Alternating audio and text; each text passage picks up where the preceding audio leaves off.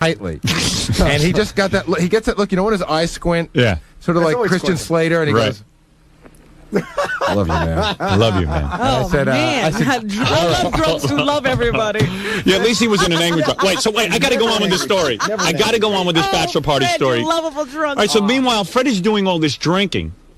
And about 15 minutes into the party, I look up in the corner, and there's this big, dark room. Uh-huh. And I go, what am I doing down here? And what's going on up in that dark room? There's like tons of girls up there and stuff. I go, how do I get up there? I couldn't even figure out how to get up there. There was five stairs. Uh-huh. You walk up these 5 stairs, and the room is almost pitch black. This is at Scores. 5 steps. 5 steps, right? Yeah. Isn't that what I said? They said 5 stairs. Isn't stairs and steps the same thing? I'm not going to fight. Right. I mean, he's correcting me like I said something wrong. To be specific. Yeah. Let's put it this way. There were 3 too many stairs for Dominic. Because Dominic never went up there. He didn't like to climb steps, you know? So anyway, I go up these steps, and there's a couch, like a big, long couch, and you guys sit on it and get lap dances. That's the one where they stand above you? No, that's where they didn't. You spread your legs, and the girls they dance in between your legs. In between your legs. A lap dance, not to be confused with a couch dance. All right. Right, See, right. I get all these things confused. So I'm like in heaven. I go, now this is a bachelor want party. a lap dance. Lap dance. I want 2 girls at the same time lap dancing me. How'd that happen? So, you know, Jolynn, Fred the Elephant Boy's friend there, Yeah. she immediately starts lap dancing me and telling me about her new TV show. She's got a cable television show, you know, all this stuff. You know, she's working me. But meanwhile, all the guys are seated on these couches, and everyone's getting dances. Some guys have 2 girls. Were you the only one who wasn't in this room? No, there were some guys like Dominic's a weird guy. Like, he doesn't get any dances from girls. He's not He was interested. sitting down by the buffet at one point. Yeah, he's just always by the buffet. Yeah. He's always circling the buffet and Not making necessarily eating, just enabling Like a people to eat. vulture. Yeah, like a vulture, just watching the food, making sure it doesn't disappear too fast. You know, Dominic may be a hungry homo. I don't know. So at one point I see Ralph next to me, and we're, you know, and he's got girls on him, and there's just like lots of guys sitting on couches. But one not- point, and then at one point the girls said, "Hey, why don't you take off your shirt?" I whipped off my shirt. I mean, it was really getting. I hadn't been up there, and then I go up there, and like you're sitting there with your shirt off. Yeah, it was some other great. guys. So anyway, And it was a lot of fun. Some of the Neil had girls? Yeah, Neil had girls. First time I saw Neil it's with girls. amazing what a guy, what a 5'1" guy could do with money in his hand. Yeah, it was unbelievable because we all had this funny money, this free money that we could give to the girls. Uh-huh. So it was like wild. So where was Ronnie? I haven't heard. Did you see Ronnie? Ronnie was the first one to make a beeline up to the dark room. I mean, Ronnie knows exactly where to go, and he's got women up there, and I mean, everyone is having the time of their lives.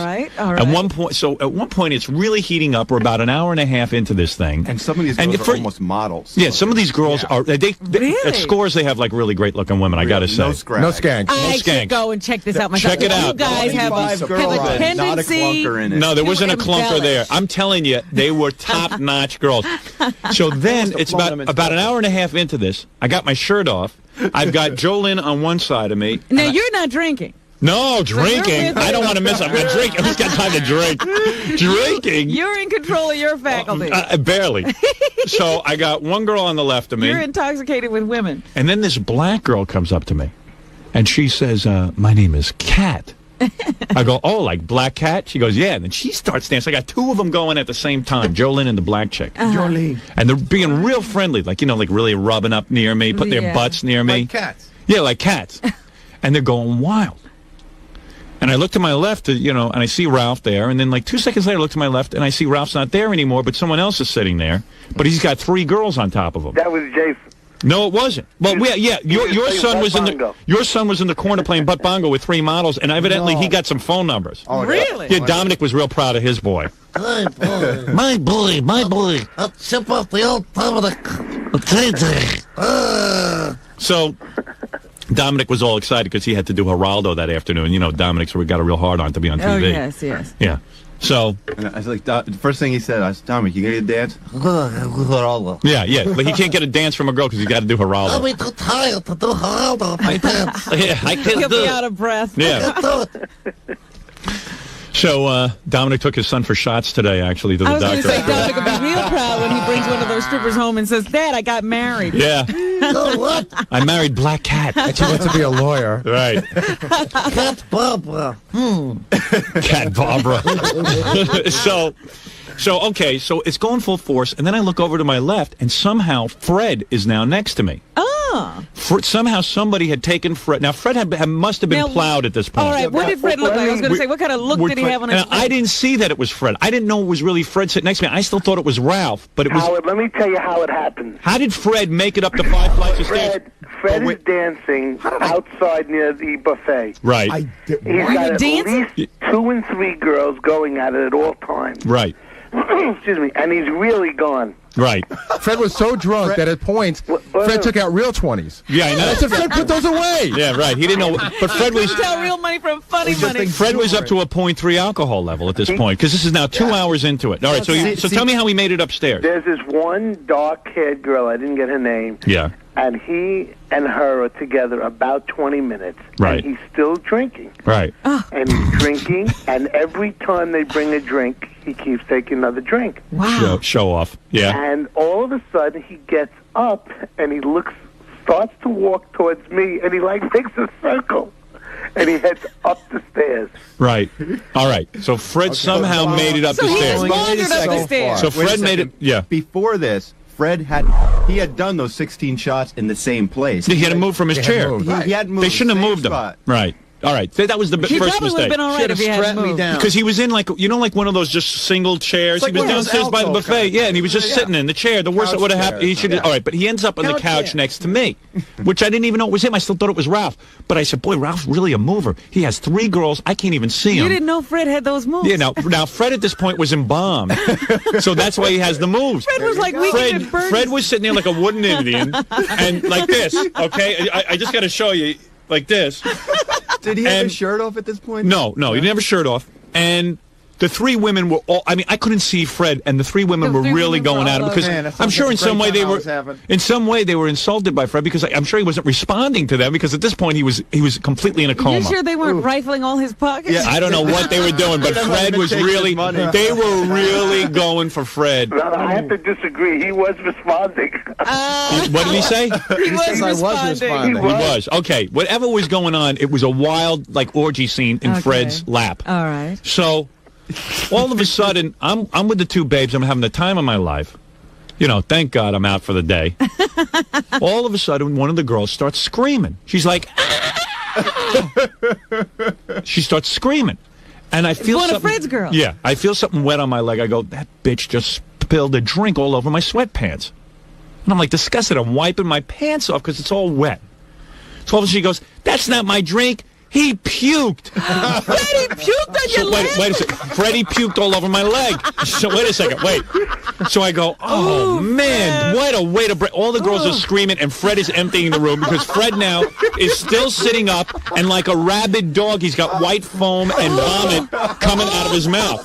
And he's sitting there laying in his own vomit. Yeah, I mean, but the kind of vomit where a guy throws up and then goes, hey, I'm sick, I got to get down. It wasn't even like that. Just Fred chucked up on the girl, on me. Had he had anything to eat? Nothing. Well, he hadn't anything to eat there. Let's put it that way. Okay, so all I know is I have wet, and now my legs are all wet, and I go, and I didn't think anything about it. Fred's just sitting there, and Fred doesn't even say anything because he's in a coma at this point. He's just frothing at the mouth. No, it was like he was getting married again. Where he doesn't say anything about it. He didn't say to me, "Oh man, I'm sorry," because Fred now his eyes are closed and he's got vomit just pouring out of him. Fred, did you know you had vomited? No, he Robin, didn't. I'm telling you, the last thing I remember, I swear, is sitting downstairs, having a shot, talking to somebody, and after that, I don't remember. So he doesn't even know he's on the couch? Fred clearly didn't know. So I get up and I go. Fred didn't just throw up. I mean, he launched because I had moved from your left over to your right, and it went all over my arm. Oh, yeah, okay. So, yeah. We're talking Fred was like... Fred launched vomit. That is not vomit, that's hurling. Yeah, wait. Projectile. Now, Dominic is holding on because he knows more about the story later on, but hold on. Now listen, the story gets more interesting. Dominic is handling all the suits. Yeah, right. So wait a second. So I've definitely got a suit against Fred. I was covered with vomit. I'm going to sue. So I go, oh, man. I go, Freddie, you threw up. So I go, no big deal. I figured, all right. It just so happened Ralph was with me. He had brought a change of clothes. He brought a pair of shorts that he was fixing for me. So I said to Ronnie, go out in my car, get me some shorts, And Jolene goes, hey, let me take you to the bathroom. I'll wipe you down. Actually, considering your fear of germs, you handled it really well. Fear of germs? I want to get back upstairs. I said, get some. But now But Fred was antiseptic at that point. While I'm in the bathroom getting cleaned off, but meanwhile, 20 guys piled in with me, so who knows what would have happened in the bathroom. Oh, so you didn't get to go by yourself? I wouldn't let him be alone. No, Dominic wouldn't let me be alone. Dominic's my guardian angel. You. Yeah, I need him like a hole in there. Yeah, you do. You do? Yeah, I do is right. So I'm in the bathroom getting cleaned off, and I go, hey, come on, let's hurry up here. We got to get. So I'm wiping myself down. I put on a pair of shorts. I'm all cleaned up. Yeah. I take the vomit stuff, stick it in a green plastic You're bag. ready for round 2. Yeah, I'm ready for round 2. Why should the party stop? Round 2. Got to change your clothes. I go upstairs to Score's little room, the dark room. That's where I like them. Now, let me ask one question. Yeah. Is Fred still drinking? Oh, where do you hear it? Wait, no. At this point, Fred is not drinking. Fred is now sitting on a couch. I get upstairs, and Neil and everyone else are cracking up. They go, you got to come see Fred. He's making out with Gay Rich. Oh, stop Wait a second. No, wait. Hold on a second. Wait a second. Mr. Homophobe? Fred, hold on. Wait a second. I go, there's no way Fred is making out with Gay Rich. You guys are out of your mind. I go upstairs. Now, someone had put Gay Rich. Oh, here's Gay Rich. Hey, Gay Rich, come in here. Here's Gay Rich. Good. With Fred now? Oh, man. It is so not like that. No, wait a second. This is what I heard. Wait a second. No, this is what I heard. Now, meanwhile, Gay Rich was the life of the party. Neil had somehow convinced Gay Rich to put on a thong. A zebra thong. A zebra thong. And Gay Rich was dancing for us. On one of those little tables? Yeah, and Gay Rich has got some hot little body. He really is in good shape. Yeah, he really, and the girls were digging Gay Rich, and Neil somehow, I don't know, got him into a thong, and Gay Neil Rich dug him. Yeah, Gay Rich was up on a couch in a thong like this, going like this. Yeah, I know Gay Rich's dance. He was going like this, and he's naked, and he's looking pretty good. And like, I don't know, Gay Rich somehow is in his thong, and when I come back up, Gay Rich is on Fred's lap. All right, now, Fred's covered in vomit.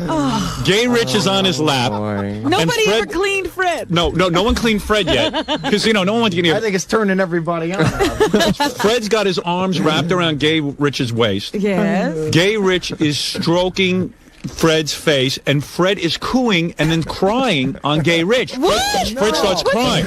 All true. Gay Rich, am I making this up? Oh my God. Well, no. Wait a minute. I didn't have the heart to break it to you on the phone the other day. What is he crying about? Dominic calls me up. He goes, "Holy cow! I don't believe Fred." I go, "Fred can't know what he's doing." I go, but I don't dare take Gay Rich off him because he's crying. Because he seems, he's consoling him. I don't want to embarrass Fred. I went upstairs first before you were in the bathroom, and I got you out of there. I went upstairs and I tried to take Gay Rich off Fred's lap. Yeah. Fred Did not. pulls him back and holds him tighter. Oh, Fred didn't want to lose his Gay Rich. Well, anyway, Dominic comes up to me and goes, "Listen, Howard, there might be a problem here. I think the wedding might be over." So I go, "What do you mean?" Dominic is always the doomsayer. Yeah, he goes, "Fred's in love with Gay Rich." So I go, "Wait a Dominic second." sees something in everything. I said, I got to see this for myself. I go up. I'm staring at Fred now. I can't believe what I'm seeing. I'm sitting on a couch. I forget about the girls. I don't care about anything. I'm watching Fred and Gay Rich. 25 girls in the room, and he's holding on to Gay Rich. He's not holding on. They're stroking each other. So Now, was Fred undressed? no, Fred had his clothes on, but he was holding on to Gay Rich like Gay Rich was his mother. No, and he was like humming, like a little, like a Martian love story. And you were kissing Fred on his cheek, as far as I could tell, Gay Rich. I wasn't, though. I said, "Hey, wait a second. I think take You were whispering in his ear. Tell the truth. What went on? Tell everything that happened there. How did you end up on Fred's lap? Did someone throw you on there? I wasn't on his lap. I was right next to him. You were such a lie. Why are you lying? I am so not lying. Oh, Why you're are you on doing his this? I am like, no. You were not on his lap. I would totally. I watched Do you know What what do a you lap mean? is? Were you between Fred's legs? No. Yes. No. Oh my God. I was Why? so not Are you- between his legs. Were you drunk that you don't remember either? No. Ralph, help me out. Gary. He was right there. He was sitting like Yeah, let me show you exactly. Show me, Ralph, how he was. This is how he was. That's exactly how you were. Fred was like this. Hey, Rich, don't you dare lie. And Fred had his can't arms up. believe it. Here, Ralph, come here. This is how Fred and this is how they were.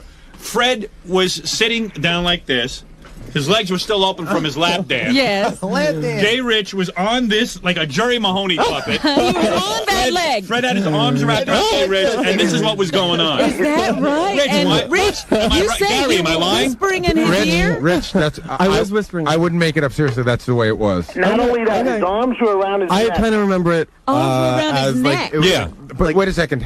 Did you have anything to drink at all? Oh yeah, totally. So you don't know either. Fred, I don't. Fred. I didn't black out. Fred, you're gay. Fred, I'm telling you, you're gay. You don't know. And then I sat down near them to see Yeah. what was going on, and Fred grabs my hand and starts holding my hand Ooh, Yeah. and wouldn't let Fred. go. I mean, Fred Well, gets anyway. Fred wanted all the boys. Yeah, so Fred is with Gay Rich, and it's quite a scene to behold. But you know Well, what? wait a minute. I just have to point out to people one thing. What is it, Gorilla? Hold on one second. I came over with a shot for Freddie, and I didn't know how drunk he was. And Right. I put down a shot, and he does a shot, and he just came over to me, and he was like this. And I was like scared for a while, and he's holding me, and he wouldn't let go, and he's stroking my arm like this. And he's rubbing me, and I just sat there like this for like 10 minutes. And I didn't move, and then...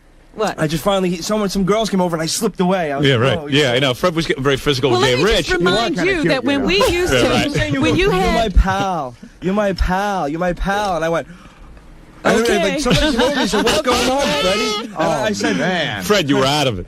well, let me just, I want to remind you of something, Howard. When you two used to go and do personal appearances or Yeah. something, and we would wind up in a hotel room together because we couldn't afford 2 separate rooms. Yeah, me and Fred. Fred wouldn't even let you see him in his underwear. Yeah, I was Remember all that yeah, stuff? yeah. Fred, you That- might be gay. I'm serious. Yeah. You and Gay Rich were definitely No. into it. Rich, why are you Fred- downplaying this? I don't understand. Fred was looking for stability, and I was. And he went to you?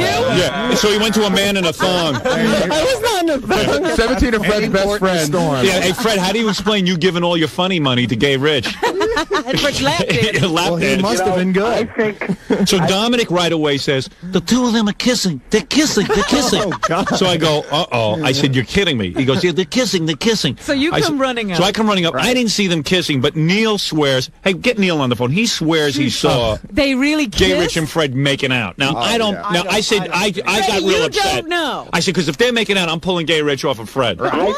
Taking advantage of you. Because I said, Fred might not know what he's doing. Fred is a grown man, like you said. If he wants to kiss another man, that's with his a 300, with a 300. I got to tell you something. You know, I'm not the kind of guy who can like watch two men make out, but I got to swear. Look. Oh, there's the thong. Hey, here it is. There's Gay Rich's thong. You know, I'm kind of getting turned on Fred, again. does that get you? Oh, yeah. So anyway, this is what Gay Rich was wearing on On Fred. your lap. This is it. My big hairy butt. That's it. I just want to say one thing, Robin. What? The story has only just begun. Yeah, yeah. Let me take a break. Let me take a break, and I'll continue. That's nothing. That's nothing. This is like beginning only. Wait till you see when I also Fred. want to tell people that when you vomit the way Fred vomits, Yeah. that's your body's way of not absorbing any more alcohol because it's already saturated. Well, it was absorbing it on the shirt. Remember, after he vomited, he kept drinking. Did he really? I didn't see that. He had another Who shot. allowed him to do that? No, he didn't. He did not. He was a no. Dominic is like. Now the story's starting to split. Yeah, now Dominic. No. Dominic will have you married in a No, few minutes. Fred, you were in no condition to drink. I don't. You had Gay Rich on your arm. Gay Rich, you kissed him after Here's he Neil. vomited? Right. You're a really good hugger too. Hey, Neil. Neil. Oh God, I don't like. Neil, you there? You got Hello, Neil. Yeah. All right. Neil, you owe me $40. You were right. How come you? Oh, that's right. Lap dance. Neil got Gay Rich to get into the thong for $40. Oh. And of course, I never haven't paid him. seen it yet. You didn't look like you cared about money, Gay Rich. He wanted that. I never saw a guy happier in a thong. That Can I tell you though that Born to be in that thong. Neil, Yeah. what did you see? Neil, tell everything you saw. Gay Rich's lips on Fred. I can't tell on if his they were- lips? couldn't tell if they were on Fred's lips, but they were on Fred's face. See, On he's his neck? that. Yeah, and He can't- Fred was rubbing Gay Rich's arm up and down, that's caressing him. true. And he was caressing him. And he was Fred was that's true, right? Yes. And you did kiss his cheeks.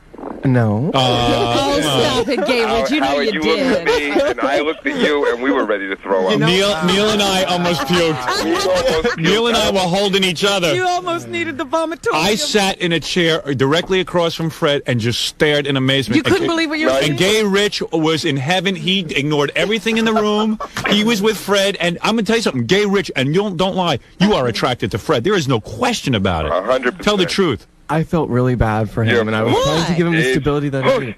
Why? Because he was shaking. He was shaking. You know, Howard's right though, Robin. Yeah, of all guys to come over and help Fred. Howard's right. You know when you watch a movie and there's a couple in a crowd, they look natural and then all of a sudden the sound just comes down and they can't hear anything except each other. Only eyes for each other. It did look like that. And every girl, I mean, they were lovers. I said, I got to have a camera because Fred is never going to believe this. He's not going to believe it. So the two of them are going at it. And meanwhile, all the girls are emptying out because Fred smells from puke. Yeah. And, you know, I'm like, oh, my God, I can't believe. Girls are now, Only like, guys leaving. want to be with Fred. Yeah, and Fred, like the homosexual he is, empties out all the girls and just leaves the one guy. Well, you know, we always had this question about Fred. Well, Fred, I'm telling you. Well, you know, Fred. You can maintain that opinion if you want. I know. Excuse deep down me. I'm No. not. So anyway, I sit down in a chair because now I'm devastated because now There are Fred's no gay. girls. You know, I'm just sitting there going, holy cow, Fred's gay and he just got married. And, you know, I didn't know you were this out of it. So I'm sitting there going, holy cow. I don't know what to do. I better leave these guys alone or something. And I said, and at least Gay Rich is with him and holding him down. Yeah, at least I have someone to comfort me. All of a sudden, within 2 seconds, I zip around. I see Fred push Gay Rich right off his lap. I go, whoa, Fred just came to his senses. Yeah, Fred. Fred's a man again. Fred gets up. Now listen to this. Fred gets up and starts taking giant steps. And I go, hey, let's grab Fred. All of a sudden, Ronnie zips around and grabs Fred because Fred is making a beeline now for the toilet because he's got to vomit again. He tells Ronnie, I got to vomit. Ronnie starts carrying him down the steps. But this happens in a flash of a second. Fred just is so loose, he just spins around and falls off the steps, off the top step, flat, face down, onto the floor. He goes collapses. Like doing a dive. Is that like a dive into an empty swimming pool. No, Five steps. 5 steps. No, off the top. Don't say dive because that would say his arms are outstretched. His arms were at his side. He just went flat, down. face It was first like a down. dead man fall. Fred goes flat. Everyone starts screaming, Fred's down. Fred's I dead. go down. Fred's dead. Now listen to this. Wait a second. Listen. Wait a minute. I run down the steps. There is blood pouring out of Fred's mouth. But not just like a little trickle out of Fred's mouth. There is blood pouring out of Fred's mouth. Oh, my God. And I'm going, oh, my God, Fred's dead. He's dead. He's dead. He's dead. Now, I'm outside. Well, you couldn't have done anything anyway, Dominic. Now, wait a second. No, cruelest line ever. So, anyway, I mean, he was dead. I'm talking about his legs. You know when somebody's dead and their legs don't even land right? They're like all bent They're all up? crumpled in the wrong direction. That was Fred laying out on the floor, and I go, I don't believe this. The guy's bachelor party, he dies. Get the lawyer. Thanks, Howard. Yeah, I mean, I'm like, oh, my God. This I'm was your flipping idea. out. Yeah, I'm flipping out that Fred is dead. And then what So does did Dominic anyone say? run to check his All right, pulse? now hold on. I'm So nobody, sitting everyone outside. starts crying. You're standing outside, Dominic? No, I'm you with did it. Carlino, the guy who owns the place. Yeah. And all of a sudden, one of the interns comes running out and he says, I don't know what happened. Get in there. They need you. Yeah, okay, so we get walk in, Yeah. and you guys are in. You're white. How would you look like if you just saw someone who died? And let me tell you something. I'm thinking, I'm so high on Fred because of the way he works the Gary puppet that I'm going, figures, we finally found something for Fred to do, and he drops dead on me.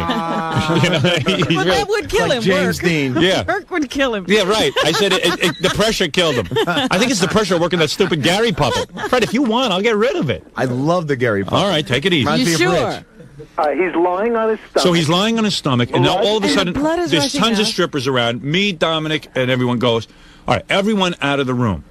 So suddenly, Gay Rich now, who's become Fred's lover, is like, oh my God, Fred is hurt. Fred is hurt. A moment. So wait a second. Let me Gay get to Rich, my friend. Yeah, Gay Rich is like, I don't understand. What can I do? I have like all of a sudden his wife is Gay Rich. Yes. Jolynn, that blonde stripper, she's saying, oh my God, she's in there. She refuses to leave, and everyone is there. And then suddenly this really big, busty, beautiful girl comes in the room, and she's pushing her way to Fred. I go, no. She goes, no, I'm a paramedic. Turns out she's a bona fide paramedic. I go, okay, she's the closest thing we got to a doctor. Her and the chef are paramedic. She comes in. The chef. And she's wearing a little bikini top and a little mini dress. She bends over to start working on Fred. Dominic goes behind her and lifts up her dress. So I go, Dominic.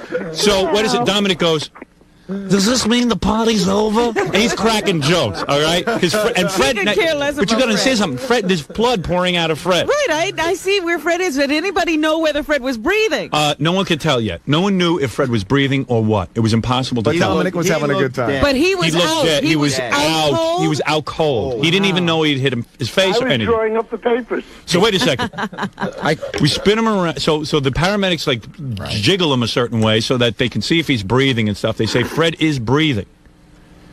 And I said, listen, we got to call an ambulance. So Ralph stands up and goes, no, we don't need an ambulance. No. That's Ralph, because Ralph's nervous that the party's going to end. So Ralph goes, we don't need girls here. Yeah, so the guy from Scores, out in the street. Yeah, and the guy from Scores says, this happens all the time. We see this every night. He says, just put Fred out on the street and let him sober up. Oh, stop it. Prop Fred up. Yeah, like Weekend at Bernie's. Just leave him out there. Let somebody roll him. I go, wait a second. This is more serious than some. This guy just fell flat on his face. There's blood pouring out of his mouth. 5 stairs. I said, we got to get an ambulance. So I walk in at this point. So everyone starts saying to me, all right, Howard, you better leave and get out of here before. I go, wait a second. This isn't the O.J. Simpson murder. Fred had an accident. What do you mean leave? I said, I'm not embarrassed to be at Scores, to be found at Scores with a dead man. You knew where you were. I knew where I was. Where you were. Yeah, I had announced on the air I was going to a bachelor party. I'm not leaving Fred. Right. You know what it was? I'm staying. It was so bad. People were on damage control. Yeah, well, it was weird. Neil went through Fred's All pockets. of a sudden, it's like you are the governor. Yeah, like everyone was doing damage control for me. I go, Fred's going to be dead. What do we care about me for? So Howard, Gary, get the ambulance. Dominic says, get an ambulance. Right. So And Ralph is screaming, don't get an ambulance. And meanwhile, Ralph. Now you know who your friends are. What were you thinking, man? I was thinking that The guy's.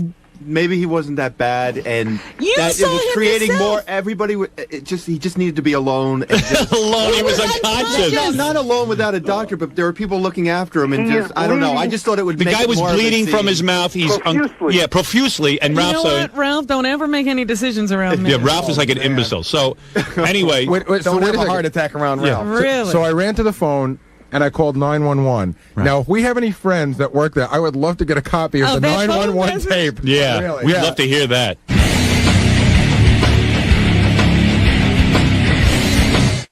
I got a tape for you that I'm going to play that you're going to love. This is the tape of Baba Booey calling 911 from Scores. Oh, you have the it. strip club when Fred broke his chin. If you remember, we went to Fred's bachelor party. And at the bachelor party, Fred drank 15 tequilas, maybe 16 at this point, In a followed by a beer 2-hour each time, period, yes. followed by a beer at each time within 2 hours. Fred passed out, flat on his face. We thought he was dead, so we told Gary, quickly call the EMS, because we had to get Fred to the hospital. Right, you thought he was dead. He was bleeding from all over. So here's Gary, who quickly called. First, he called his machine to check for messages, and then quickly called EMS. I just want to hear, because this should be interesting. I have not heard this yet, by the way. Poor Fred. It's lucky Fred's alive. Yeah. Police 1092 with emergency. Yes, it's at a club called Scores. It's on 60th between 1st and 2nd.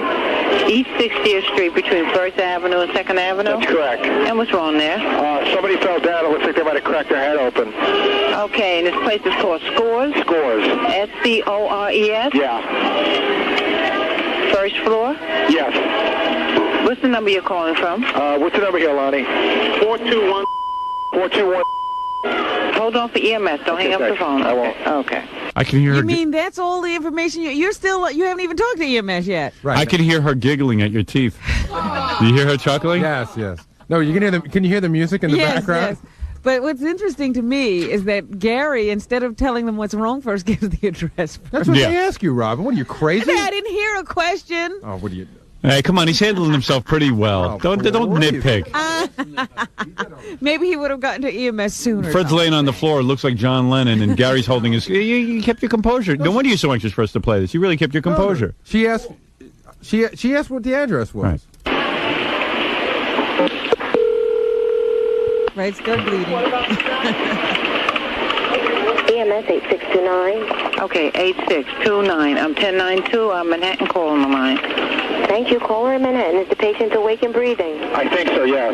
Male or female? Male. Awake? How could you say he was awake? I didn't know. I walked into the room. Fred was down. I didn't see anything. Dominic goes, quick, call 911. I was in there for a half Well, then you're the. second. Don't you ask what's wrong? Someone said call 911 quick. Nobody had time. Yeah, but I mean, the guy was unconscious. I did not see that. I did not know that. You didn't see him laying on the floor? No, I didn't. I mean, I saw him on the floor. Well, you were the wrong guy to send. Gary's always the wrong guy. I know. Yeah, I think so. Well, we'll take our time if he's awake. Well, why doesn't he walk over to the hospital? Is he male or female? I think he's male. No, I didn't say that. How could you say he was awake? The whole point was he was unconscious. Oh, everybody knows now. I couldn't see that then. Approximately how old? 35. What happened to him, sir? He fell down, and I think he might have smashed his head open or something. You know what it is? You got to sound like something's real bad, too. Well, this is really bad. Fred's unconscious. Yeah, but and Gary... He's lying in a pool of blood. Gary backpedals. Hey, Howard, there were people that were saying, oh, don't call 911. Yeah, that was Ralph. No, one guy was saying somebody that. Said, should we call? Should we call? No, we don't need to call. Maybe we better call. No, it was Ralph. He doesn't know what he's talking about. But in all that debate, you never looked over to see what condition Fred was in? No, I didn't. He knew what condition he was in. He gets confused by the questions. Fred. How could I tell he was unconscious, both? That's all his eyes closed. But he wasn't moving, but I don't know. Maybe he could hear me. He might have been just taking a rest. You got to say everything is bad. You call it's EMS. Easy to say now. But you weren't even telling the truth, Gary. Bleeding, sir? I can't tell. You know what? What? Did she just say, is he bleeding? And you said you can't tell? I could not tell. There was a pool of blood around. It was pouring. I didn't see a pool of blood. Oh, my God. No wonder they took so long. They didn't take the long. They would have been there faster. They were there very quickly. They were there in 2 seconds. What's that? They would have been there in 1 second if you told them they were bleeding. It's a miracle they showed up. God bless EMS. Thanks, because Gary's giving them all. The way Gary was making it, probably the woman would have said, hey, bring him to the hospital yourself. Yeah, what's with you guys? He's not bleeding. He's conscious. How could a guy split his head open and not be bleeding? Only in Gary's world. This is a great defense for you. People complain about the EMS service. This is the kind of call they have to decipher. Yeah. If you were an EMS worker, you would assume that everything was not that bad. He cracked his head open and there's no blood. You guys are the biggest. He's conscious. He's a conscious, cracked open head with no blood. I believe he's eating a burger with some ketchup. Papa boy. He's getting another table dance. Is it Howard? I see sliced onions. Is there anything? But if you could drop by here and just take a look for yourself. Is there anything in the world that you and Robin can't do better? Is there anything? Oh, this I definitely could have done better. Then This I know I could. Then why didn't you? Because I was assisting Fred. Doing what? You were standing on the side. He was making sure that the stripper Fred needed me. You already just said you didn't take his heartbeat, you didn't take his pulse, and you didn't feel Excuse Fred or me. anything. Do you know who I am? Howard Stern. That's right. Who are you? Baba Booey. What is your job? What is Baba Booey's job? To make do whatever calls. you want. Right. When we have emergencies, you ought to take care of them. You got to handle yourself in a more brilliant way. I can't imagine that you see a bunch of people crowded around one of your friends and you don't break through to see what's going on. He knew what I saw. Baba Booey. He knew what was going on. He's standing there. First he says he panicked. He walked in and somebody said call No. 911. Then he's telling me he stood there while there was a debate as to whether to call he was 911. there. Gary saw Fred's body. Fred was laying unconscious in a pool of blood. And Gary choked on the phone. Let me explain to you what happened. And thank God the EMS worker was debate through Gary. Thank God the EMS worker was conscious. Would you guys shut up? Can you believe this guy? Am I here? And he saw everything. Am I invisible? He's amazing. I can't believe he did that. Gary saw everything. I remember him standing in the room. I don't think he's conscious, and I don't because think he's bleeding. he doesn't listen. This is the same thing when I tell him back in the office to do something. What, does he not believe his own eyes? No. Robin, the entire debate took I place don't in trust 15 my seconds. own vision. You can shut up because you weren't there and you don't know anything. Where is the Gary puppet? Oh, my God. Where is the Gary puppet? I want to talk to him. That's who I'm interested in speaking to. My right-hand man is a panicking dope. Gary Puppet? If you think this is bad, you should have heard what my uncle did back in Dallas in 1963. What was that? Hello, Dallas? Mr. JFK is in the car. I think he's car sick. He seems to be conscious, and his wife doesn't seem to be too upset. Is that right? Had a real big beat on the situation. Thank you, Gary Puppet. What is it, Stuttering John? We had one of the paramedics on the phone who was in help with Fred, and he saw Fred's body naked, and he could tell us about Fred's private parts. Oh, really? Really? You saw Fred naked? Are you naked? Is that proper? Hey, is that proper medical etiquette? You saw Fred naked? Hello. Hi. Yeah, I wasn't one of the paramedics that actually brought him to the hospital, but I was at the hospital when he was brought there. And I was in the back of the emergency room. I had just finished bringing one of my patients, and the doctor quickly pulled me over to assist him to take him off the devices that he was put on, the collar and the board, and we had to cut his clothes off to further examine him for any other injuries. He's a liar because Fred took his clothes home in a bag. Yeah, what's he talking? Nobody cut Fred's clothes off. Yeah, you're lying, aren't you? No. Okay, wait a second. Listen. I'm a little nervous, but I was there. Ask me any questions. Okay, is Fred? I don't know how to say this. No. I'm not going to get into. All right, describe Fred naked. What did you see? Any distinguishing marks? Like what do you mean, like birthmarks or anything that was unusual? Tattoo, anything? Something that would be identifying. He had an earring. All right. Down there? No. And his cut was right on his chin, where they had put the plastic collar on him. Yeah. But he was basically naked. That's right. He had his underwear on, and that's about it.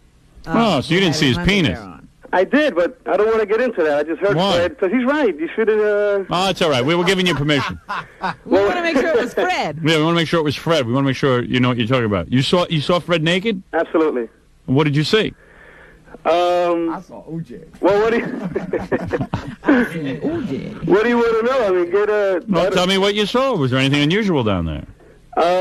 Fred has something unusual about him. If you saw him naked, you could identify Fred. Oh, I know, but I don't think I could. I know what you're getting at. What are we getting at? Whether he was circumcised or uncircumcised. Oh, this guy must have seen him. Fred. Let me ask you something. That doesn't mean anything. I can tell you, but I'm not. Well, tell me. I can't. Well, we all know. We've said it on the air. Is Fred circumcised or not? I can't. Come on, we all know. I got to tell you something. This is my worst nightmare. That's why I don't want to be. You're always talking about. I do not. I've been to a doctor's office where I have to get naked, and I really do have a tiny little button for a penis. And I don't want people seeing it. The moment, if you had cracked your chin, they would have been calling to say, we saw Howard naked. Yeah, and if he's right, there's a little nub there. This guy told me that Fred was well endowed. I'm not going to say whether he was circumcised or not, but... Then why'd you call? As far as about the button, he doesn't have to worry about that. About what? About him having a button, he doesn't have to worry about that. Oh, yeah, he's well endowed, huh?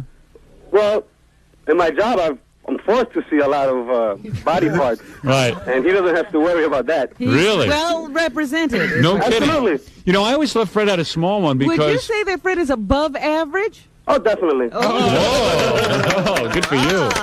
I always thought Fred was kind of tiny because Fred always is hiding it. Yeah. Like he's worse than I am. But I think that's because of his circumcised or uncircumcised and I have state. certain things that I have to take care of. What does it do, Fred? Oh, that's right. When you're not circumcised, it's kind of you have to. How do I put this without somebody going insane? You need toilet paper. Dribble. Right. You do dribble. Yes. He really was totally out of it. He's got a fire hose. He dribbles. What's the matter with you? Was Fred dribbling as you? I'll have to explain to you off the air. No. The doctor was examining him, and I was just.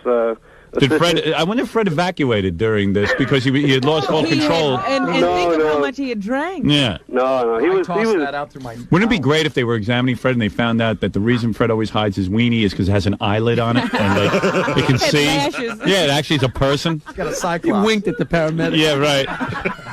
All right, Gary, let's listen to the rest of your EMS call. I'm shocked by what I'm hearing. I really am shocked because I saw you in the room before you called, and you were there enough and to you could see that he saw Fred. Admit you panicked. No, I'm not admitting I panicked. Okay, fine.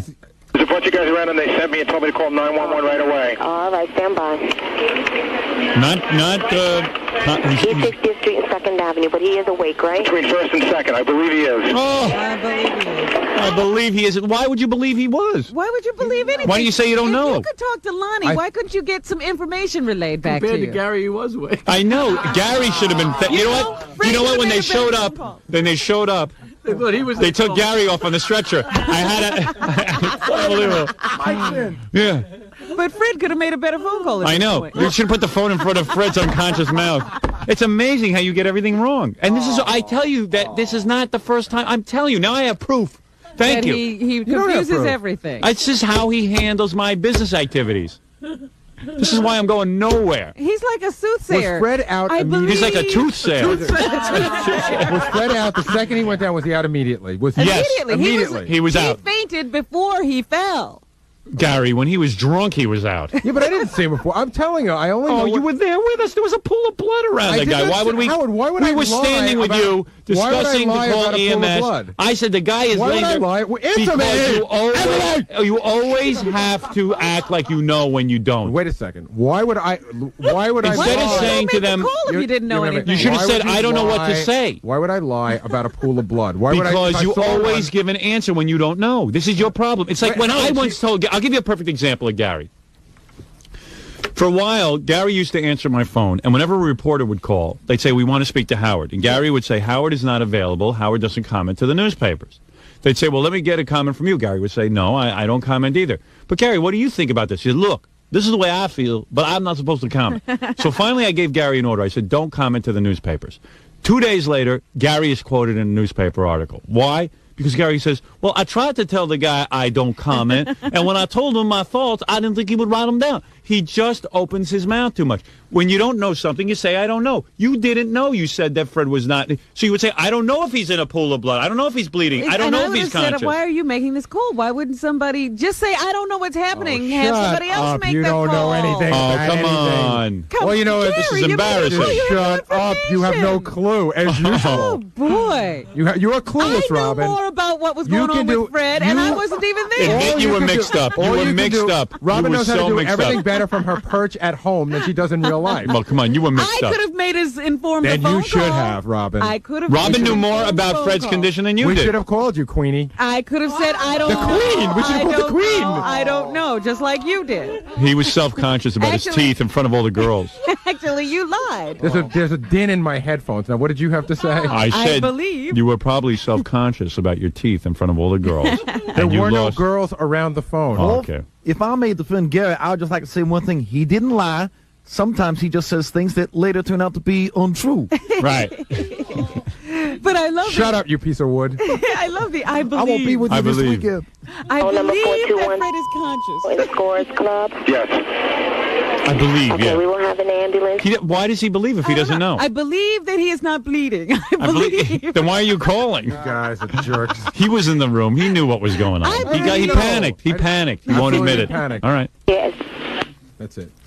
Wow. Stupidity is better to plead, I suppose, than panic. I don't know. You panicked. Congratulations on turning a minute-and-a-half tape into a half-hour bit. You are a genius. All right, thank you. I believe I'll that take the we've done a compliment. good job. And I must say, you once again have provided me with excellent material. You know what, Gary? Listen to this phone call and say, "There's nothing here to be embarrassed about." Yeah. No, I said... Gary got the call. Yes, he couldn't wait for me to get it on there because he was like, I handled myself so well. No, Howard, why did you listen to anything? I It's am not proud. true. I said right Hello, up front. operator? I said right up front. Hello, operator. There is red dye by Fred's head. I said right up front that I had only been in the room for a second. That's why I said that. Hello, operator. Could you stop and pick me up a burger? I do not believe there's any blood, and Fred is very conscious. Come on, you blew it. I did not blow it. You I did still the admit best that. I could under the circumstances. I totally defend myself, and I say I did Why the were you best I calling could. 911 if Fred wasn't bleeding and Fred was conscious? What? Why were you calling 911? Because he was obviously hurt. That much we knew. He was down on the ground. But why wouldn't she ask you? If I ask you a question, I'm going to ask you a question right now. What position is the moon in right now? I don't know. You don't know, so you say I don't know. I believe it's All right, in now I'm the going to ask you sky. another question. Now I'm going to ask you another question. Is Fred bleeding? Right now. No. Did you look? I don't have to look. I know. No, you don't know. I Say, used I don't know. deductive reasoning. No, that's what you used on the phone to the EMS and worker. you deduced wrongly. You just say, I believe. Out of my peripheral vision, see, I can see that believe- Fred is not bleeding. Practice the sentence. I believe. I don't know. Yeah. That's what you do. You say, I don't know. Or you say, wait a second, let me ask.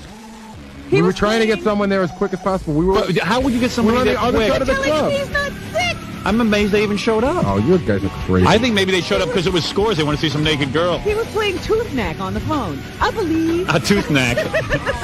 Hello, this is tooth knack. You son of a bitch. I believe. You're so lucky we're separated by glass. I am tooth knack. Tooth knack. No, I'm not pissed. I'm really not. No, the funny thing to me is that his head's cracked open, but he doesn't know if he's bleeding. Yeah. So how did he know his head was cracked open? I don't know. There's too much blood on the floor. How can someone see through all this Go away. Seriously, get that thing off of me. No, really, get it off. Hey, Fred, you know what I was thinking was funny? Because I was watching you on the TV show. You know how Manson has that little swastika right between his eyebrows? Could I just draw one in just for tonight's show? Like, and then when people tune in, they'll see like you've got Ralph got like one of those like makeup pencils or something. Can use? Just use your marker. Oh, because that won't work. No, he's got an alcohol that'll take it right off. Really? Yeah. It won't. Here? Yeah, of course. It'll come right off. He's just telling you that. What do you think? The weekend you're gonna walk around with a swastika on your head? Do you think anybody would notice with Fred? I just think it would look really funny. Make it backwards like Morton Downey. Yeah, there you go. You know, remember when he painted his own? Because you're doing it yourself. That's right. Yeah, he painted his own swastika. And I'll beat myself up. Oh, come here, I'll paint one on you. Imagine every time they shoot to Fred now, they see like Charles Manson sitting there. You get a ballpoint when I use. I don't trust those markers. All right, I'll do a ballpoint. I think the marker comes right off. I've gotten it all over my hands and I wash it off with regular soap.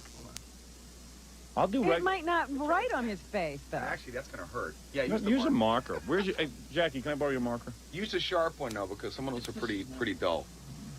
Maybe you want a makeup pencil. Oh please! Don't worry. It's a swastika. It's a swastika. Yeah, you don't need a special pencil for that. Now, hold on, because I put it on the right TV in the middle. Yeah, I know how Manson has it. He studied him. I did. Is it going on easy? Yeah. Oh yeah. This. How's that look, Robin? Oh God. Does it look good? Yes. Yeah. Now, he looks like you cannot touch my inner circle. Because I was looking at Fred on the TV show. Thank you. I was looking at Fred the other night on the TV show. And you know they do these close-ups, and Fred looks real good and everything, but he kind of has Manson-like. Yes. Oh, man. Now, especially with the little goatee. Yeah, right. And now, look at that. Unfortunately, he killed a few people. I said he has a perfect forehead for a swastika. Baba Booey, that Baba Booey puppet making a big hit on the E! Network. Very popular. People love it on TV. They can't get enough. The Garionette. The Garionette. Fred, I noticed when you work, Gary, you should like really turn your head off to the side like Claude Kirshner. That's what I'm trying to still work this out. Look at Fred swastika in the middle of his forehead. You know, it doesn't look unusual at all. No, it almost looks like it lives there. Wolf, you are a genius for thinking that thought up. I would never bite the hand that laid the golden egg. I love you, Wolf. Oh. All true. Yeah. Hey, Gary Annette, how you doing today? Good morning, Wolf. How was your night? How was your night in the paper bag? Oh, I was very tired, Wolf. I was standing in front of the mirror all night. I wanted to see what I looked like when I was sleeping. Talking to, of course, the Gary Annette, the Gary puppet that everyone loves so much. In fact, people were telling me when they listen to the Gary Annette over the radio, they even like him. Yeah? Yeah, he's very funny to listen to as well. You know that we added the mole of Gary. Yeah, that's singular, Robin. One mole. Mole there and a mole right here. Where? Two. There's a mole right back there in the back of the neck. I gotta go Right. You look, you'll see it right under your ear. I have to go look. And I thought I was a dummy. Gary doesn't even know how many moles he has. Well, I didn't think the other one was noticeable.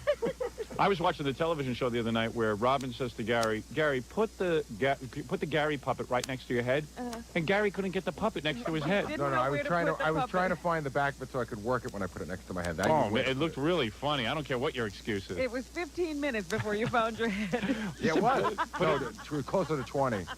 Yeah, 20 minutes. 20 minutes. It was so funny. It took him like 20 minutes.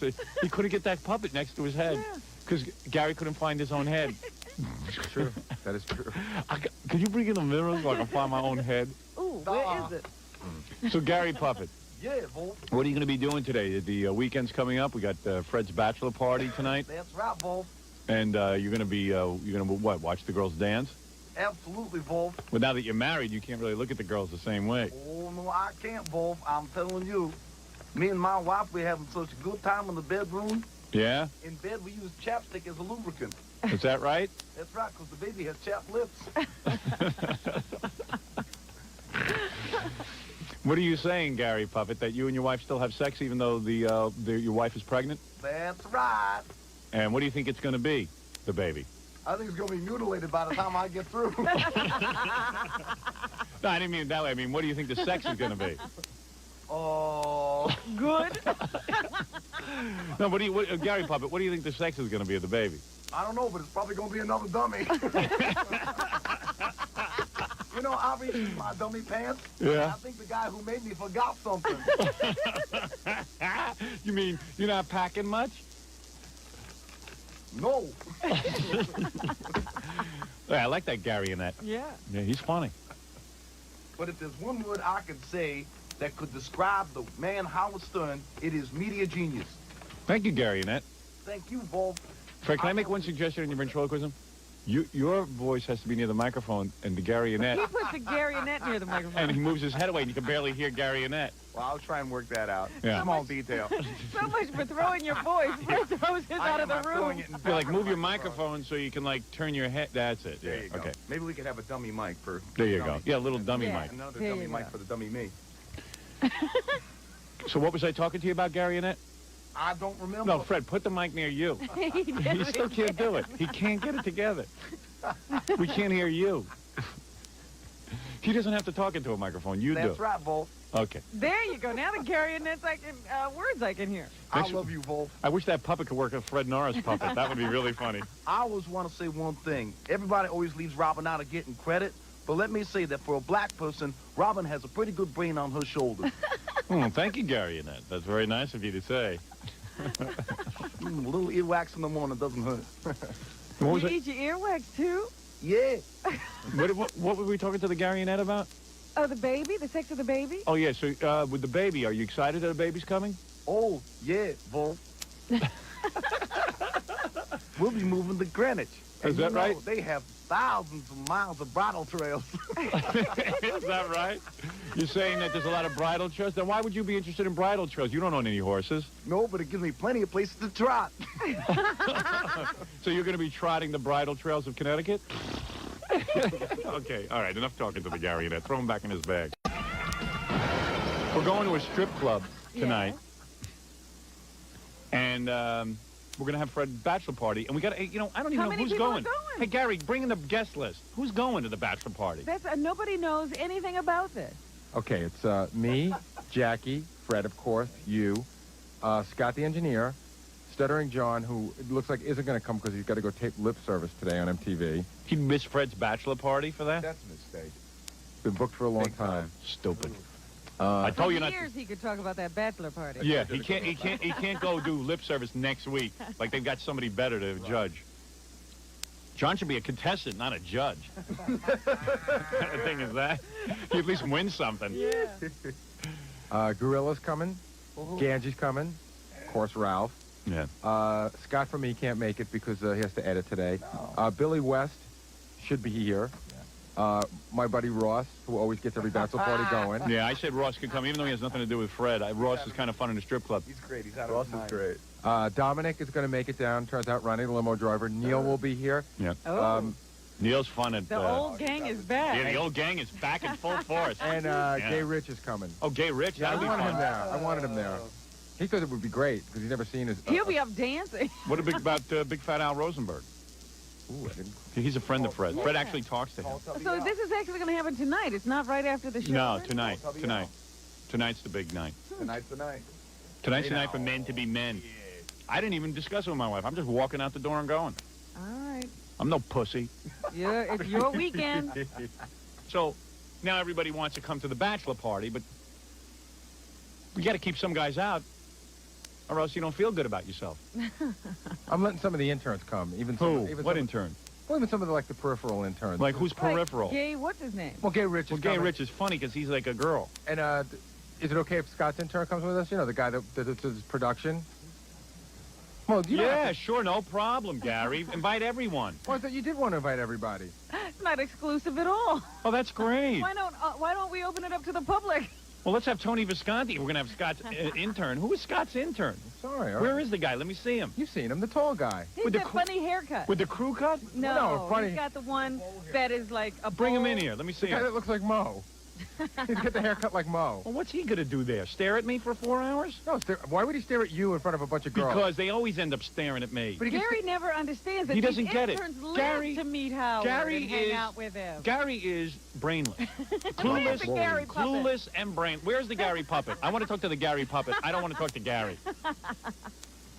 Here he is. Hey, dude, no offense. I invited him. I apologize. How big a fan are you of mine? Be honest. I'm a pretty big fan. Yeah. Oh, I have to listen to it. Did you grow up listening all the time and everything? No, never. No, never. He's from Howard. He's from Ohio. Oh, you're from Ohio? I'm from Ohio. Yeah. Oh, yeah, but you're totally I see in the halls. You're like a woman. You're gaping at me. No. What? Well, maybe if I see these naked women, I won't. Why don't you invite everyone and make them wear a name tag so I can identify who's in the room? God's sakes. I just want to see some naked women and. See, he's from No, Ohio. you want to see me with naked women. No, he's from Ohio and he's never been to a New York strip club. Yeah, so I have to bring him? Yeah, You don't have to take do it one anything. night when you're free. Yeah, but now you embarrass me. I look like an idiot in front of this kid. Now he's going to think for the rest of his life how I'm the one who didn't take him to a strip club. No, I'll take him. No, you ruined it. Yeah, but you're clueless. What are these interns, both? A little through the interns. Oh, wait, the Gary Puppet wants to say something. Sometimes I make too many wrong mistakes. I can't believe it. Do you understand, Gary Puppet? Maybe the Gary Puppet Yeah, understands. explain it to him. That a lot of the interns here, like, stare at me all the time and idolize me. Do you understand that? My head may be wooden, but I'm not stupid. Don't you see that perhaps an intern would want to go not only to stare at women, but to hang with me and annoy me? You are 100% right, boss. And would you understand that the guy might not even spend the whole night talking to me, but that might even be more annoying because the guy's like avoiding me and just staring over every once in a while? Yeah. But Howard, this kid is the same as having a stranger in the club with us. Why don't we just go to a club when everybody? Why do we need a private room for? If an intern has been here, okay, Yeah. let me just finish this. And he hasn't annoyed you while he's here, and hasn't followed you around and done anything Well, weird. what are you talking about? How would he have an opportunity to annoy me here? He's in there every day. You go in there to cut spots. He's right Are you there. in there when I cut spots? Yeah, I've been in there. You've never been in there. Howard, you don't even see him. And what do I do? Because I throw you out. No, I sit in there while you do this. Oh, please. But he's a stranger, Gary. This is a party among friends. This is, Gary goes, I want to be like Artie on the Gary Shandling show and be more important to the show. I go, yeah, well, here's an opportunity. Where would Artie, think of your life as like Artie on the Gary Shandling show. Would Artie invite this kid into a strip party? Artie's not a real person. Artie's as real as that puppet. No, you're the one who's always comparing yourself to Artie. I'm not. No, you're the one. Oh, I see. No, you're the one. You've never compared yourself to Artie. No, you did. Well, why don't you watch Artie and take a clue from him? Yes. I can't think and work at the same time, Bob. Oh, hi, Gary Puppet. I think I made a mistake. I invited all the sponsors and my cab driver, too. Gary Puppet, you're as stupid as Gary. I invited a whole bunch of guys I met at the Puerto Rican Day Parade. I hope you don't mind. And some Haitian boat people, too. Is that right? Are they all That's infected right. with the HIV? Absolutely. They have their own section for the table dance.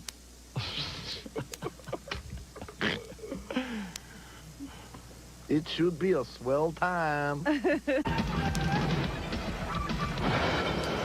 I guess, listen, I feel, I'm not going to tell you no now, but you, so I've just What's your ruined the name party. again, so Howard What's your knows name? who's there? I'm Chris.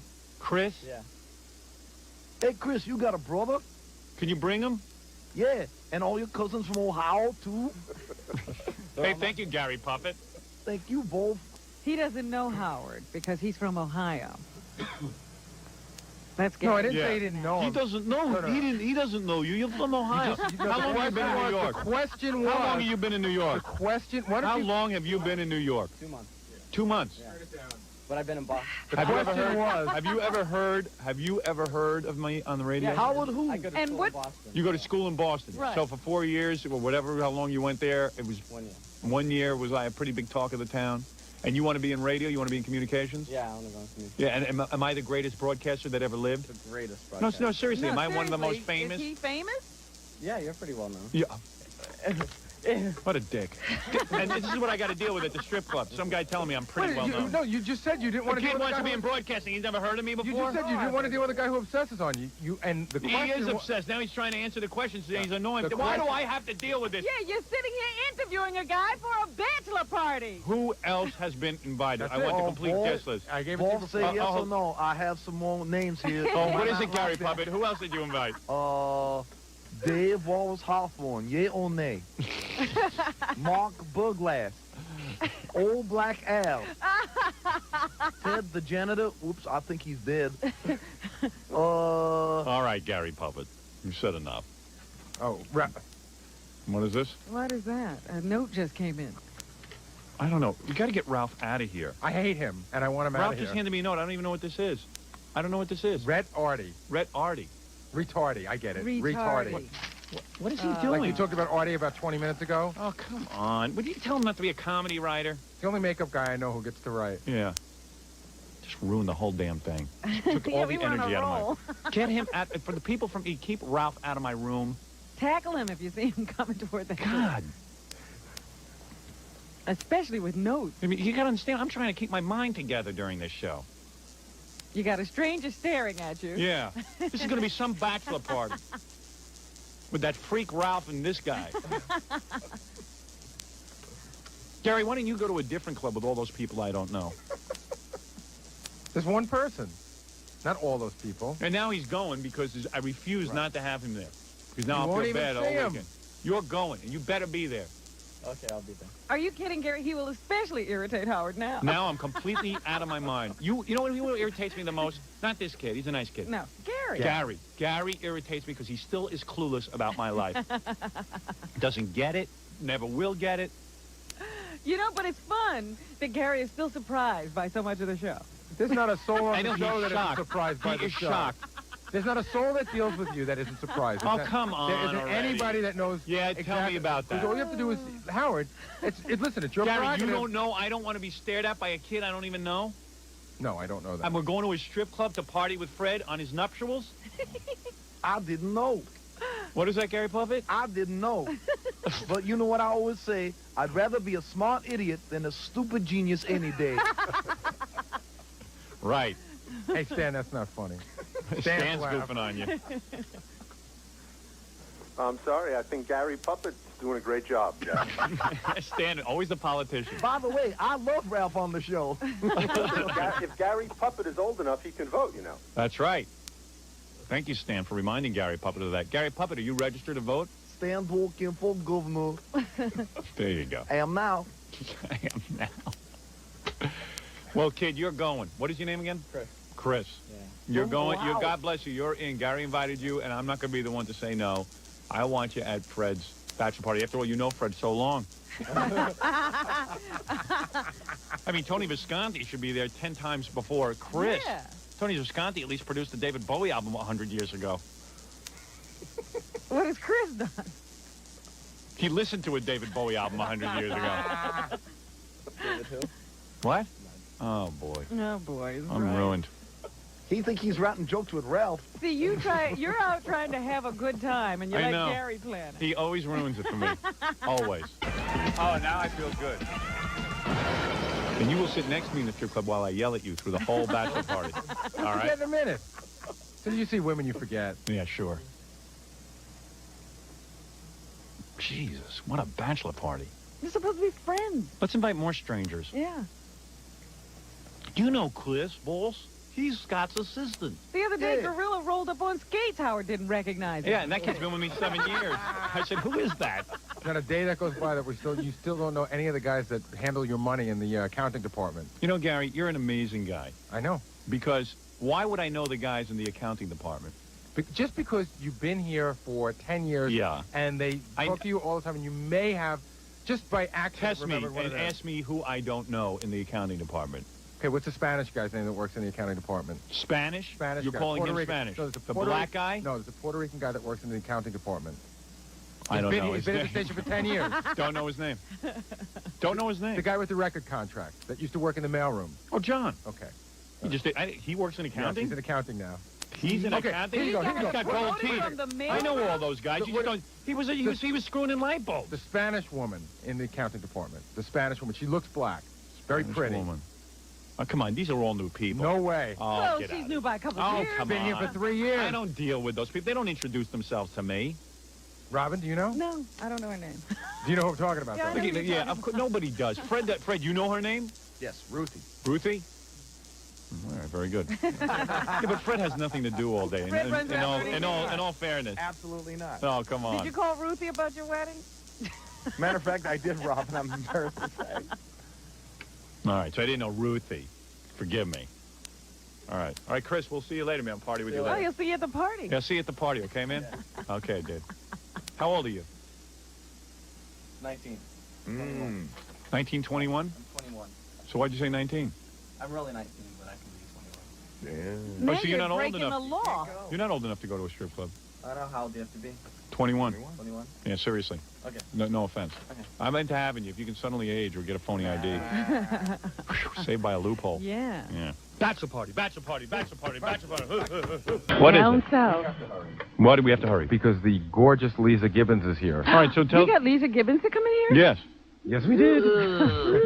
Always shocked when we have a guest. Do you know that... Well, why don't you tell Stan to call back? I will. Do you know that Lisa's the fourth guest in the last 2 weeks who is doing our show and then going to do the Today Show? Is that right? We're getting Today Show caliber guests. I like Lisa Gibbons because she's so hot looking. I think I could have had sex with her. Yeah. Why? Bring her in. When I met her outside the Academy Awards one time, we were doing a show. Yeah. And I think she was in the middle of being single or something. She was single for Well, like she's 10 always minutes. sort of between Husbands or I think boyfriends. she's finally found one who sticks, but Yeah. I'm not sure. But she sort of made motions toward, man, she's hot. She's the one from Entertainment Tonight, not Mary Hart, who's a goody two-shoes and looks, I don't know. She doesn't do anything for me, Mary Hart. Too pure or something, yeah. But Lisa does it, huh? Yeah. I could have sex She looks with like her. a bad girl? Is that what you're saying? Yeah, she is bad. She don't look like a bad girl, but she's bad. I could probably have sex with her if somebody held her down, Fred. I'll do my Fred best. will volunteer. Oh, just You tell her to hold her. watch the stitches. Hey, man, I saved your life. You bet. That's I right. can return the favor. That's right. You owe him. You owe me. You owe me big time. I don't think she squirmed too much. Let me soak you in. Hold on. Oh, you're wearing pants. I wanted to see your legs. I was going to the Today Show. You're cute. God, I'd love to have some sex with you. God, I'd love to have sex with Lisa Gibbons. The girl I never could get. Good morning. Good morning. See, she looks like a woman. I can never get women. I always had to go with You're girls. married to a fabulous woman. What are you talking about? Sorry? You're married to an incredible woman. The Oh, that's right. definitive woman. I forgot. Yeah. For a second. I forgot for a Do you second. mind? I love my wife, but, you know, whenever I see, you know, you've got a sweet face.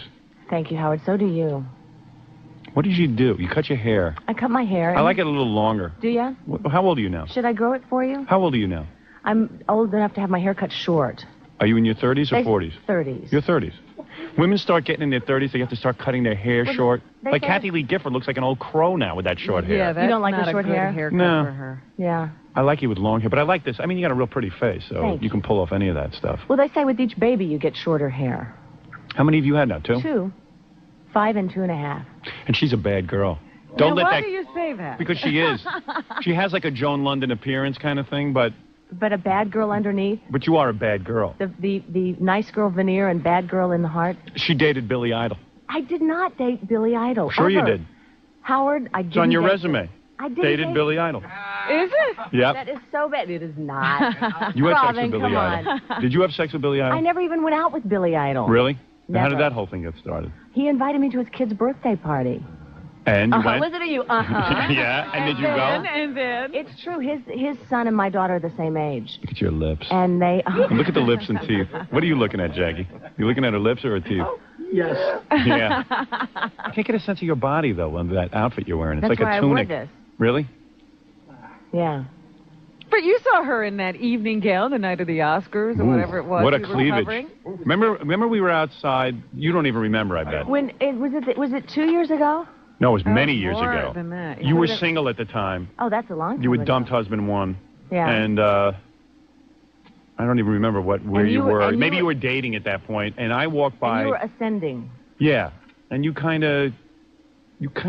were sort of. I figure if a girl says hello to me, She's into you. it seemed like maybe I could get you. But you're easy to be friendly to.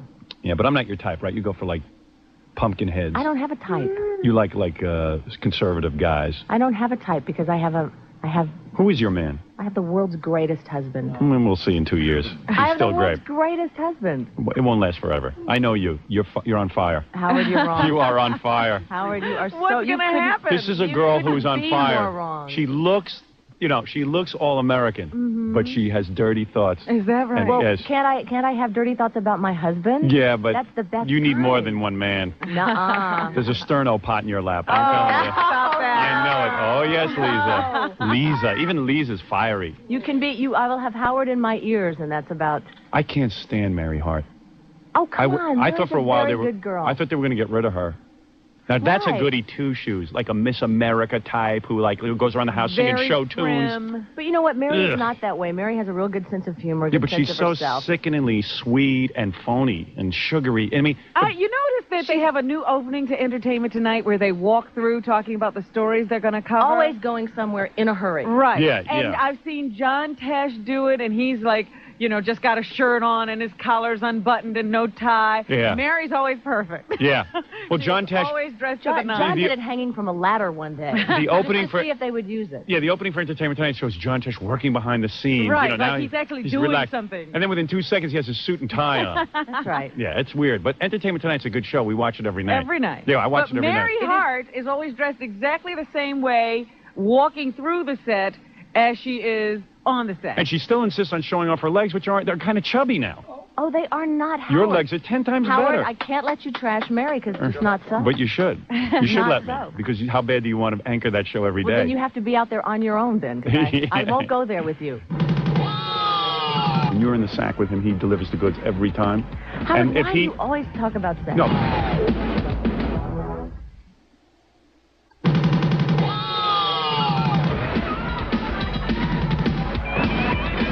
Oh, now I feel good.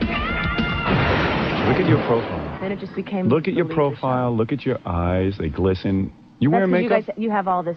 Am I wearing makeup? I am. Yeah, I am. Mm-hmm. You never had a nose job or anything? I never had any of that stuff. Jesus Christ. What a Did woman. you, I would explode on impact. Howard, I got to You talk to would- you because I've been trying to book Allison for the talk show. Oh, yeah, that's right. You are, my wife. Is that right? She's been trying to get her. And you know what, Howard? She hasn't responded to me, and I wondered why. Because, first of all, You haven't been giving her the messages, have you? No. I said to my wife, I've been bribing her, Robin. I've been calling. I've been sending things. hold it. Really? My agent calls, and he Yeah. goes, there's a gift here for Allison from Lisa Gibbons. It's She wants true. her on the show. I said, take the gift and throw it out. So, I Does swear. Allison know that they're looking for her? Yes. So so my agent said, that's wrong. Can you imagine an agent with a conscience? Super agent Don Buchwald says to me, well, give her the gift. Yeah. Whatever. I forget what it was. Something stupid, some perfume or It was something. bath things. Bath things. Because I know that that's probably a very sensual time for Oh, yeah, real sensual. She doesn't take a bath. She doesn't even bathe. I throw her right in the shower. And so Lisa Gibbons sent over, her show sent over this gift saying, Yeah. please do the show. Yeah. I said to my wife, look, you're not doing any Lisa Gibbons show.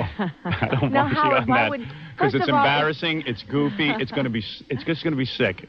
Does she want to do it? Why would it be sick? It just will be, I don't want her exposed. But now what about I what said, she wants? I Isn't don't it her care. decision? It's my, you know what?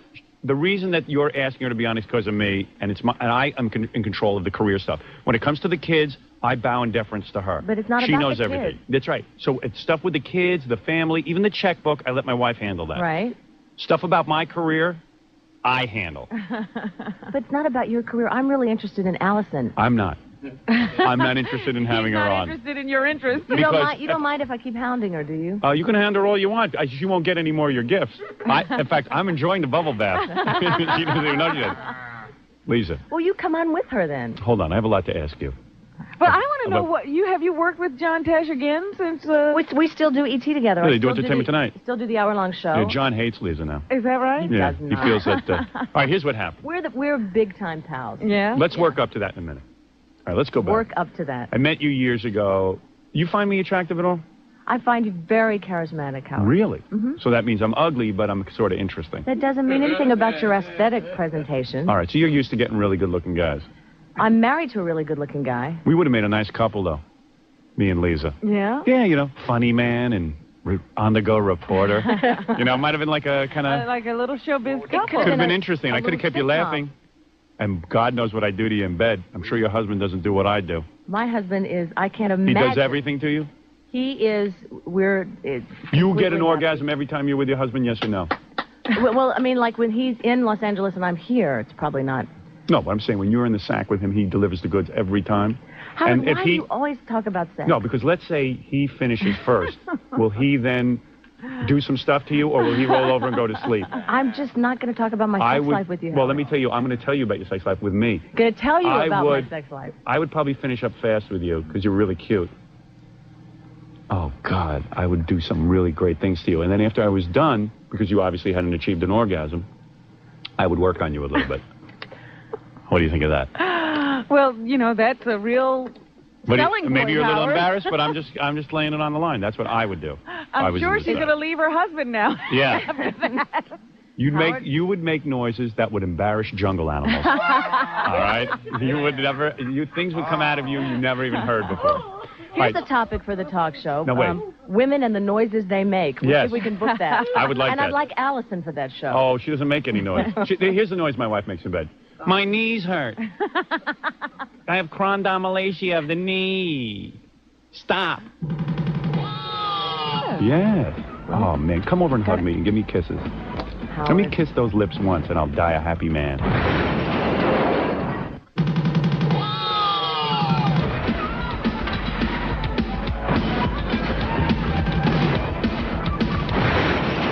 What is it, Papa Booey? How dare you interrupt my important interview? No, I was going to say, maybe after you go to your next commercial, I know that everybody in Lisa's entourage wants to meet you. Oh, really? Who does she got? Lisa has people? She got a publicist. Really? Yeah, for the show. Her co-executive producers. You know, Lisa is also executive producer. Big mistake. What's the big mistake? Did you just make yourself executive producer of your own show? Yeah. That is a fundamental error. Why? Why? Because, first of all, if the show's a flop, everyone points to Lisa like, oh, look at this one, executive producer. You know that she's too busy to really be the executive producer. Everyone sees that as an ego thing and a vanity thing. Hold it, listen to me. And also, it's just bad because, you ever watch Eddie Murphy's movies and it goes, written by Eddie Murphy, directed by Eddie Murphy, produced by Eddie Murphy. Come on, give me a break. Listen, I executive produce all my TV shows, but I don't say I'm the executive producer. But Howard, I put somebody else's name up there. If the show goes down, I want it to go down having my input. No, you don't. You don't want to be known as the failed executive producer. It's not true about not having time. I'm involved in the day-to-day, a lot of the day-to-day. Yeah, but that's not executive producing. What is? You are not the executive producer. Well, let's get our co-executive producer in here. And then also somebody from Lisa's production company is here. Production company? What the hell? Go there, Howard. What is going on? What do you mean production company? What is the name of it? We want to produce movies for Howard Stern. What is the name of the production company? Lisa Gibbons Enterprises. Oh, well. Now, what movies are we working on? What are we working on? And what am I going to direct next? Yeah. Well, I mean, that's what I'm saying. Calm down. Suddenly, Lisa's like a power broker. Yeah. Yes. Well, oh, man. Come over and hug me and give me kisses. Howard. Let me kiss those lips once and I'll die a happy man. Howard, you are so happy with your life. You've got everything in the world. I'm unhappy. I'm unhappy right now. Everything in the world you've got. That's right. I don't understand. Does your husband make money? Yeah. Does he work? Yes, he does. Every day, quite hard. Really? Yeah. Because he sounds like a guy who's got a lot of hobbies. No, who's he's this actually guy? making money at those hobbies. Who's him? Jeff. Jeff. What are you, and Mr. Nancy Hollywood? And Leslie. Look at Jeff's hair. Aren't they great? Perfect. Jeff looks like an actor. Jeff, what are you, an actor or something? No actor. Really? What are you? What is your job? No actor. I work for Lisa's production company. And for the show. Oh, really? You mean you actually hire people at the production company? Absolutely. And what do you do there at the production company? I love this. This is Nancy. And Nancy, what do you do? Hi, Howard. I'm the executive producer of Lisa's talk show. So you really do all the work, and Lisa now has to give herself a title, co-executive producer. I want to clarify this. Oh, please. Come on, Nancy, stand up for me here. Oh, my God. She's very much involved. Yeah, everyone's involved in their own show, but she's not the executive producer. No, she is. She is not. You are. She's right in there. She's right in there with me. Nancy absolutely runs the show. Of course. Absolutely. Lisa comes in, I didn't like the lighting today, I didn't like this. It's like it's a fun thing, but she's not the executive producer. It's like me. I walk back there, I go, oh, the Chiron doesn't look right, the lighting isn't right. Fix this, fix do that. that. And then I walk out. That's not executive producing is actually knowing how to fix it. Right. Now, Nancy, were you around? She's involved in every topic. She puts her own spin on things. She really is involved from start Boy, to you've finish. got some nice body on you, too, by the way. Yeah, Nancy is very hot. Were you around for husband number one, or you came into Lisa's life? Actually, I just joined Lisa. Oh, you did? Yeah, I was on the Vicki Lawrence show. I remember. Move. Oh, you moved away from that war. So you're the one who fired John Tesh? John Tesh, boy. John Tesh was not fired, as you know. The show changed. The show format changed. Lisa had a bit of a personality. John was having trouble coming across. No, the decision was made before I came onto the show. Right. That the show was best carried by Lisa solo. Here's what I heard. I heard that John was scaring the guests away. That they were afraid of him. Oh, there's nothing scary about it. I know what happened. John hit on you. And he hit on who? No. Nancy hit on John, and he rejected her, so she fired him. I see. That's what happened. It was one of those sexual harassment So do things. you see Connie Selica? Nancy, do you even know John? No. You don't know him? And who is this? And by the way, Nancy dated Billy Idol too. Oh, did you? And who is that lovely blonde behind? Leslie. Oh, Leslie. What do you do?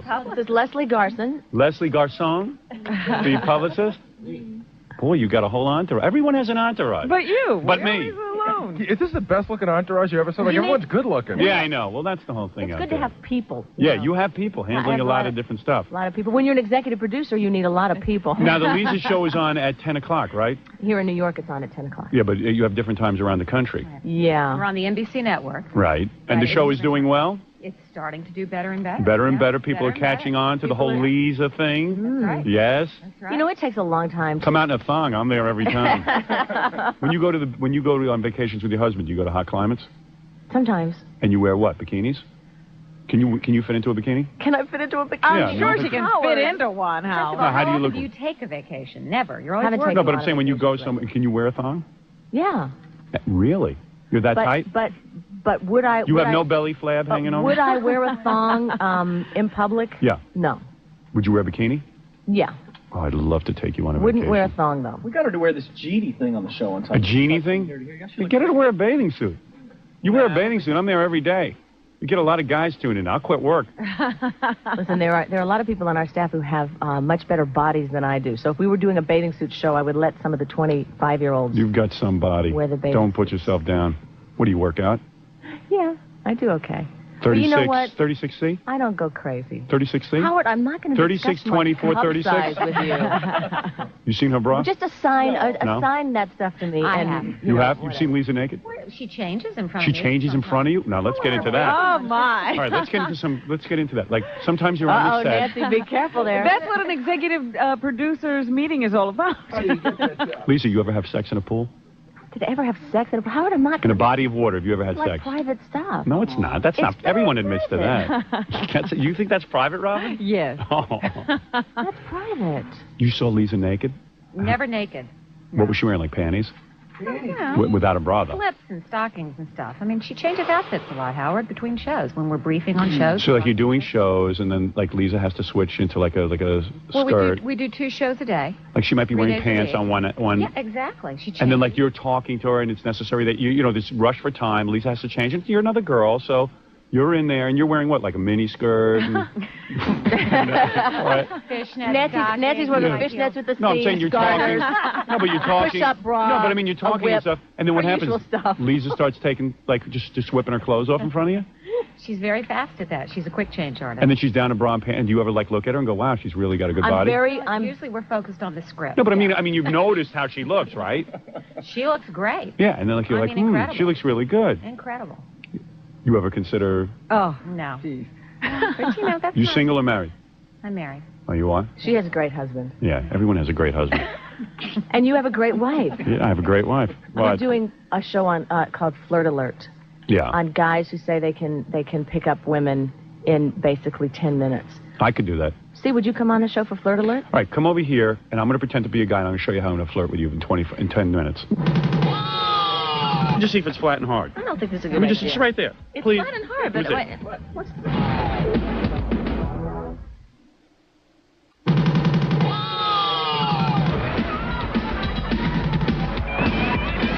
Oh, now I feel good. Can I touch your stomach? I don't Would think that be? so. I don't think that's wrong. Does anybody find that sexy? I don't think it's a good idea to touch my stomach. Let me just see if it's flat and hard. I don't think this is a good Let me just, idea. it's right there. It's Please. flat and hard, Let but me see. what's Oh, it is. That's very nice. Very nice.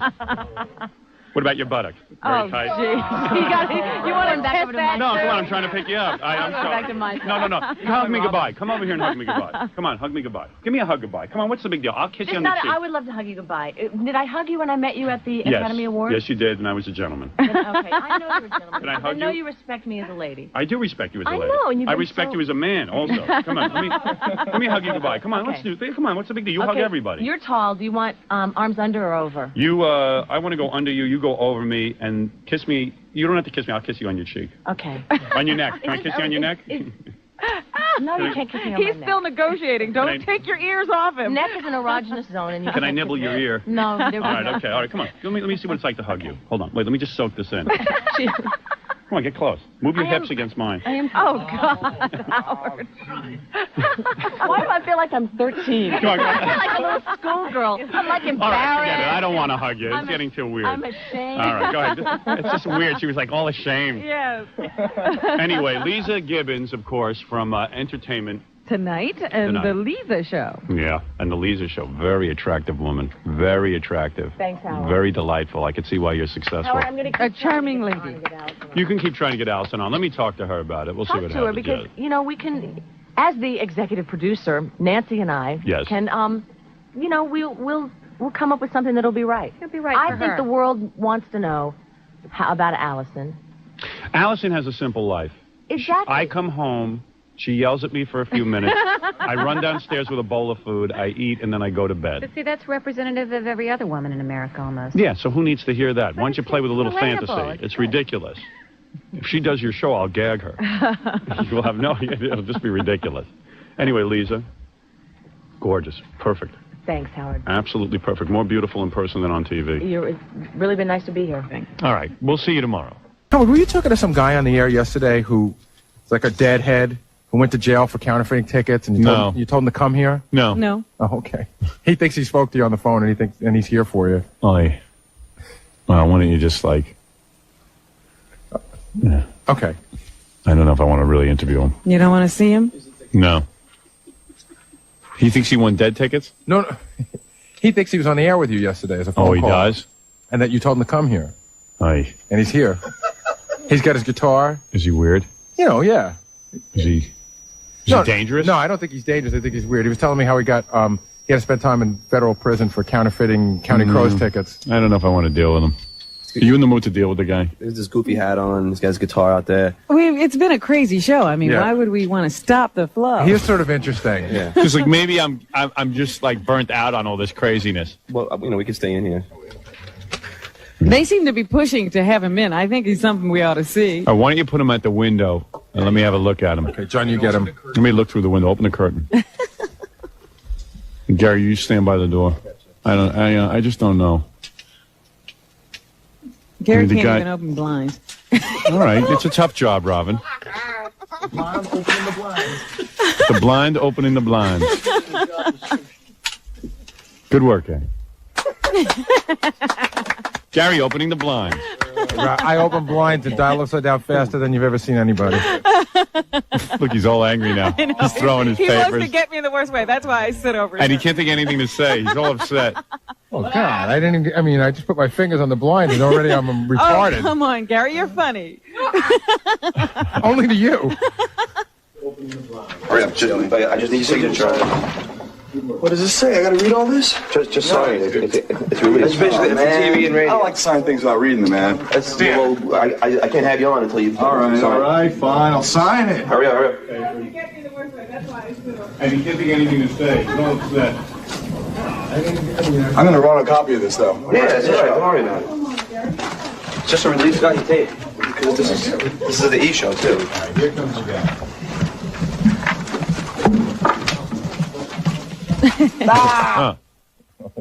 That's him. All right, you just stand next to him and get ready to pounce. I got you. He's like a real whack job. Now let him sit in the chair and you stand over there. Hey. Sit down here. How you doing? All right. You think you spoke to me on the phone yesterday? I'm sorry. You think you spoke to me on the phone yesterday? Yeah. When? When? What time? I don't know. It was really late at night.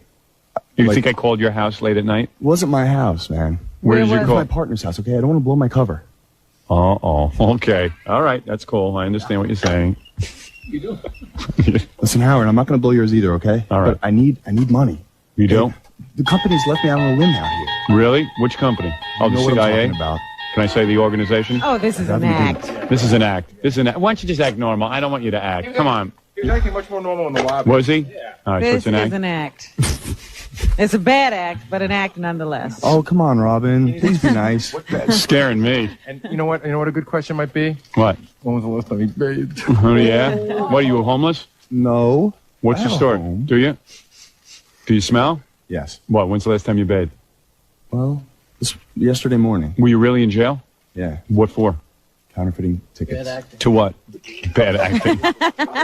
As far as I know, that's not a federal offense. How old are you? You seem like a young guy. I'll be 22 in October. Really? He might be a candidate for MTV's Real World. Like a Puck kind of character. Sure. So, what do you want to do? So you didn't really think I called you. You're just like some guy trying to get it on the air? Totally. Trying to get something going? You're just scamming Gary, aren't you? Delusions of grandeur, you know? Yeah. He's trying to get inside my head and work me around. Gary bought another whack job. Wait a second.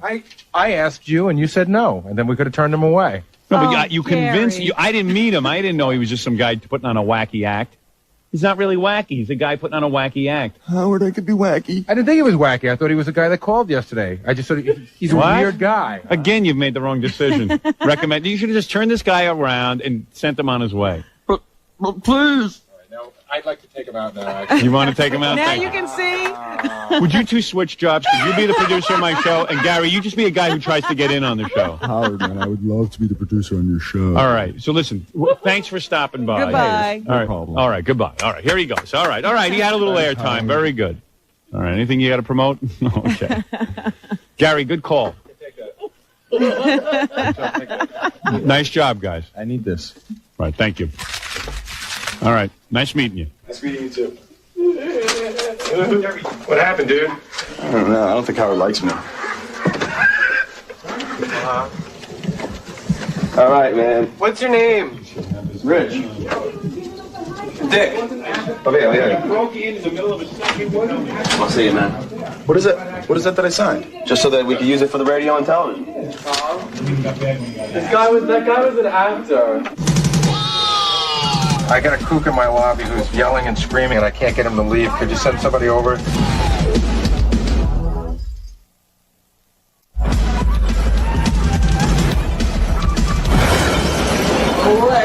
I know you gotta leave. That's the one you want to get right there. What? I'm not a subversive reaction. You're such a douche. You're gonna go to jail for no apparent reason. Go ahead. Tell Howard I'm not a subversive reactionary. Gary, do you like... Oh, man. Why do you do that to me? He's like, you should have this guy on. Yeah, he was giving us the high sign. He wasn't acting. I mean, you broke in the middle of a segment. He to tell wasn't me. acting like that out there. He was not acting that way out there. So he did a better job out there. Yeah, he absolutely did. Okay. Oh, you mean he got bad when he got in here? He really did. I'm totally serious. What was he doing wasn't- out there that convinced you that he should be a guest on my show? Well, I thought that he called in yesterday. That's why I came to ask you, because I don't get to hear and every I moment said of he it. did not call in. And I just thought he was a weird-looking guy. Right. And he had the story about, hey, listen, it's hard to explain. Yeah, I guess now. because there's no way to he win. wore a hat, so you got into it. He had the guitar, and he spent time in jail. I just thought it was sort of interesting. Yeah, it's very interesting. Okay, good job. Thank you again for helping my show. I filled 10 minutes. All right, there My you own go. convoluted way. Right. That was some 10 minutes. Hey, where's the Gary Puppet? Waiting and ready. Oh, there he is. Hi, Gary Puppet. I have a head of wood, and even I knew that ball was fake. Let me ask you something. Do you have any guests for me, Gary Puppet? The Easter Bunny will be coming in. Right. And Paul Bunyan. And have you booked the Tooth Fairy yet? That's next week, Robin.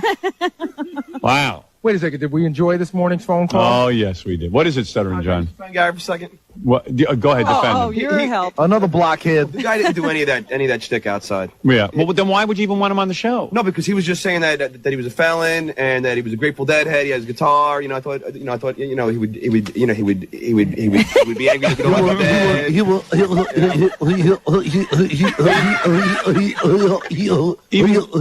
Even Gary Puppet is goofing on John. Look who's advising me on who would be a good guest. Stuttering John. It just, he was just another. I mean, he's a wacko anyway. Right. You think he was a wacko? Yeah, I mean, the guy was just like a goofy guy. What am I supposed to talk to him about? You gotta kind of think it through. Some substance. What you guys got to do, seriously, Gary? I know you really want to be a real producer. Maybe one day you have, like when I quit radio, you're gonna have aspirations of being a producer. Right. You got to say to yourself, even if it's a snap judgment, what is this guy, and really, what is the angle on him? And we go through, Howard, this There was a lot. no angle on the guy, so he's a goofy guy. We go through this meet a lot, goofy guys and all we day. All right, let me take a Wait a break. second, can I just say one sentence? You know what? You'll One never sentence. get it anyway. One sentence. Why don't we take a break? Why don't we take a break? chances on this show? Okay. And there's a lot of times when no, I just want to say what is it, Gary Puppet? Wolf, I just have to tell you that Abe Lincoln canceled. He had a headache. He couldn't make it. All right. You know, Gary's saying we take chances on the show. The chance we take is listening to him. You know, I wonder if any point when he was screening this guy, if he looked up from his news day while he was sitting out there reading. I thought he left. He thinks he's joking, Gary. That's okay. It'll be fun to watch you get arrested. Yeah, I'm going to come in and check on you guys. What's happened? I'm down. Hi, Lieutenant. It's Gary Delabate calling from Howard Stern's office over at K-Rock Radio. I got a kook in my lobby who's yelling and screaming and threatening, and I can't get him to leave. Could you send somebody over? 600 Madison Avenue. It's between 57th and 58th. Clear and natural. And it's the 4th floor. And you know what's in clear and natural? Adirondack water, which, you know, is glacier water. 4th floor. And it's a radio station. It's WXRK Radio. You can't miss him. He's got a guitar and a giant hat, and he's screaming like a maniac. Smell. Clear and natural. As soon as possible, because he's really got me worried. Thanks, sir. Bye. Yeah. The guy, he won't leave. Yeah, being the drummer in Motley Crue isn't that cool. Being married to Heather is what was cool.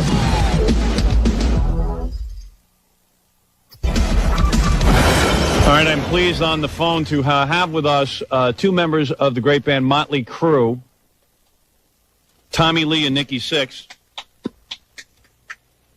Dudes? Yeah, you there? Yeah, is that you? Yeah, of course. Come in, Berlin. Who's that, Tommy? Tommy and Nikki. Where's Nikki? I'm right here. How you doing? Where's Tommy? Right here. They sound the same. These guys have an identical vocal thing. I know. We're really the same guy. Could one of you talk like this? We're sitting in the same room talking on the phone, and I go, this is getting out of control. Is that Tommy talking or Nikki? That was Nikki. That was me. You want us to announce who we are before we talk? Yeah, okay, say, hi, this is Tommy each time. Or, hi, this is Nikki.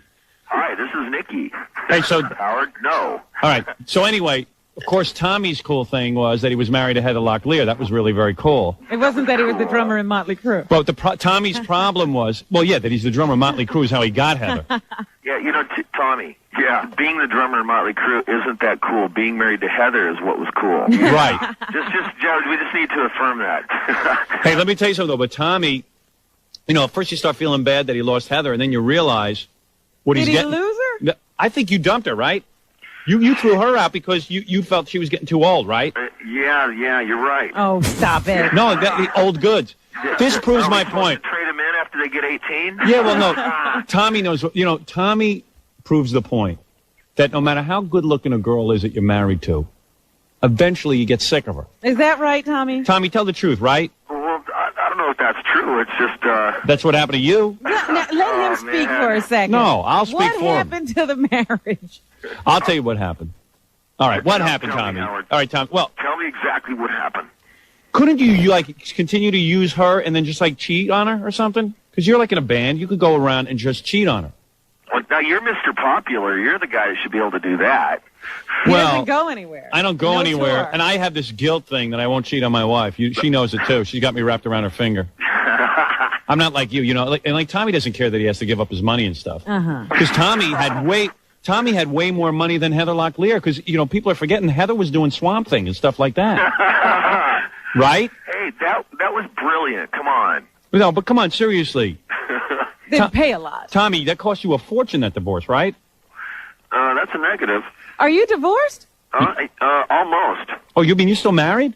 Well, no, I'm, what do you call it, legally separated and doing the legal thing right now. Yeah, and you don't stalk her like OJ did to his wife, right? He's too busy with the other girls. Yeah, you're too busy with other girls. What cool girls are you guys getting now? Nikki, you first. Who are you getting? Me, I'm married with 2 children, white picket fence, milk and cookies. You know, I'm settled in. I'm a lot like you. Yeah, when will you divorce your wife? Never, dude. I'm Mr. Loyal. Really? Milk and cookies all the way. And what are you married to, like a model? You're married to a model, right? Me? Yeah. No, just a good old housewife. What is it, Baba Bohai? You know who Stuttering John says Tommy's with now? Who? Did you ever see that video that Warrant did for that song Cherry Pie? Yeah. That girl. You know the girl that's in the fire hat? That was the only good thing in the video. Exactly. Got that right. Tommy, how's she? Is that good? What's her name? She's really fun. Hey, Tommy, what's her name? Bobby. That's Bobby Brown, right? Yeah, could be. Oh, she man. was spokesmodel on Star Search. You bastard! Spokesmodel. Son of a bitch. So, Tommy, how you meet her? Did you call the agency and have her sent over? Yeah, do you, like, have a book? How did I eat her? Or No, how did you meet her? You're not a cannibal. How did you meet her? I was laying on my stomach. No. Come on. How did you meet her? I went to Florida to go out. We were recording our album in Vancouver, and I flew out to Florida to meet this other girl. And while I was there, Bobby was in Florida doing her, modeling. Doing her modeling thing. Yeah, and I was like, man, she's beautiful. I like this girl, man. She is fun. Right, so you go over and you just start rapping to her? Yeah, pretty much blew off the chick I flew there to see. You never saw her. And did you and is she like, oh my God, look at that, you have all those tattoos, I'm freaking out, and then like all of a sudden she's into it, right? Love. Hey, all right, honest man. Braggart. Hey, is Stuttering John there? Yeah, he's here. He did a show with us in Dallas. Yeah. Yeah. So how bad did he ruin it for you? He was cool. He was cool, man. The kids liked him too. So he Nikki, he needed to take a shower, but he was cool. Hey Nikki, did you ever get to see Heather Locklear naked? Me, I've seen a few Polaroids. Oh, really? Oh, we share. We're a rock band. So Tommy, this divorce isn't going to cost you anything? That's a negative. Really? Good woman, that Heather Just a Locklear. beating from the press, Howard. Just a beating. This girl he's married to, or seeing Bobby Brown, she was married or seeing the guy from Warrant, the singer from Warrant. Yeah, big deal. He doesn't care about that. Now, Nikki. Yeah. Nikki, are you married? Yes. Now, he's married to a Playboy Playmate. Oh, okay. Just a plain housewife, Yeah. Nikki? Yeah, all these guys are having all kinds of fun. All these guys are having fun. Tons of fun. Tons of fun. I'm sitting here doing a radio show. Oh, please. Oh, please, nothing. We know what's really going on. Yeah, what's going on? Tell me about it. Scoop on you. What is it, Stuttering John? Stuttering John filled us in. Hey, do you know who Nikki's with? Yeah, Playboy model. No, but Nick, I thought you were with the girl from the Love in the Elevator video by Aerosmith. That's it. That's your. Going down, Mr. Tyler. You know that one? That one who says "Going down, Mr. Tyler." Yeah. Oh, you bastard! You bastard! I don't believe. What is it, Gary? Boy, the news on these guys just keeps flowing in. What is it? Ganji said he was looking through the trade magazines last month, and there's a picture of Tommy at a bar with Bobby Brown, and Tommy has his pants down, and he had it like against the wall or something. Really? Just having sex with her, right? Well, it wasn't sex, but he was, he had close. How long? Hey, Tommy, you're not a shy guy. I mean, how long does it take for for Tommy Lee to make the move into the bedroom with a girl like that? Do you have to wait like 2 weeks, or do you just go right that night? Oh, that's a tough one, Howard. It's right that night? Yeah. And like a Heather Locklear, do you have to work the room on her, or do you just basically... Do you basically just kind of... She took a couple months, actually. Really? Yeah. A couple of months for you? For you? Well, you see, she was smart. That's how she got to marry him. Oh, that's how they do it. So now what happened? What happened? Did you have to smack her around? She wasn't listening? What happened? What went wrong? You got sick of her, right? I mean, she's a great girl, but you've had her 100 times. You know what? I'll tell you what, man. Go ahead. Heather is an awesome girl. She's fun. She's all that, right? Right. We just never saw each other, man. She's doing her thing, I'm doing my thing, and I mean, why be married when you're not seeing each other? It's like this imaginary fake marriage. It's like, why don't you just go do your thing? I'll go do mine, man. What's the point? I'll tell you something. I have a wife I see every day. I'm into I'm into a little separation. Yeah, I mean, I'm into a little separation. There's nothing wrong with that. Well, I mean, a little space is cool, man, but months at a time is stupid. Like, why bother? Why be married? Here's what I think. So with Bobby, you with her all the time? Yeah. She's here with me right now. Is she? Let me speak to her. Oh, she's not here in this room, but she's in... Where is she? She's in my room. Actually, she's in my room. She's in Nicky's room. You guys live together? Hey, what are you, like the Beatles? You guys sleep on the same floor or something? So we all sleep in the same bed. Oh, so you guys bring your models around with you to... Our model. Oh, man. This is my model. Every guy's got a model. Nikki's got a Playboy model. Tommy's got his MTV model or something. Spokesmodel. Spokesmodel. Hey, do these girls have anything to say, or does it not matter? No, actually... Do you have to talk to them? They're trained quite nicely. Really? You know what, T-Bone? Should you put them on leashes? We're dead. Yeah, we are dead. I was just going to say that, but you said it, so actually you're dead.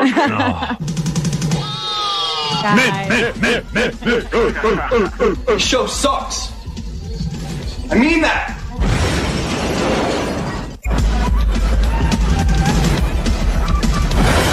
Tommy, just tell me what's it like the first time Heather takes a pan dinner. Like they just feed you on the set. Right. These people are slave drivers. Yeah, I'm literally flying in the day before. I get there, I work for 2 days, and then I leave. Do you know when that would be? Because I noticed that Howie Mandel is also going to be at an Indian casino in Northern California on February the 19th. I mean, I have the dates in my calendar. You really want to go through them? Yeah, I actually need to know the dates. Okay. Let me go get them. But I don't think I can do dinner with you, Eric. I don't even think I can do dinner with my wife. We were my wife and I are in La La Land. We were imagining we'll go on these trips. We'll and they'll be fun. It'll be fun. Isn't fun? It's a job. I'm already thinking it was a big mistake to do this.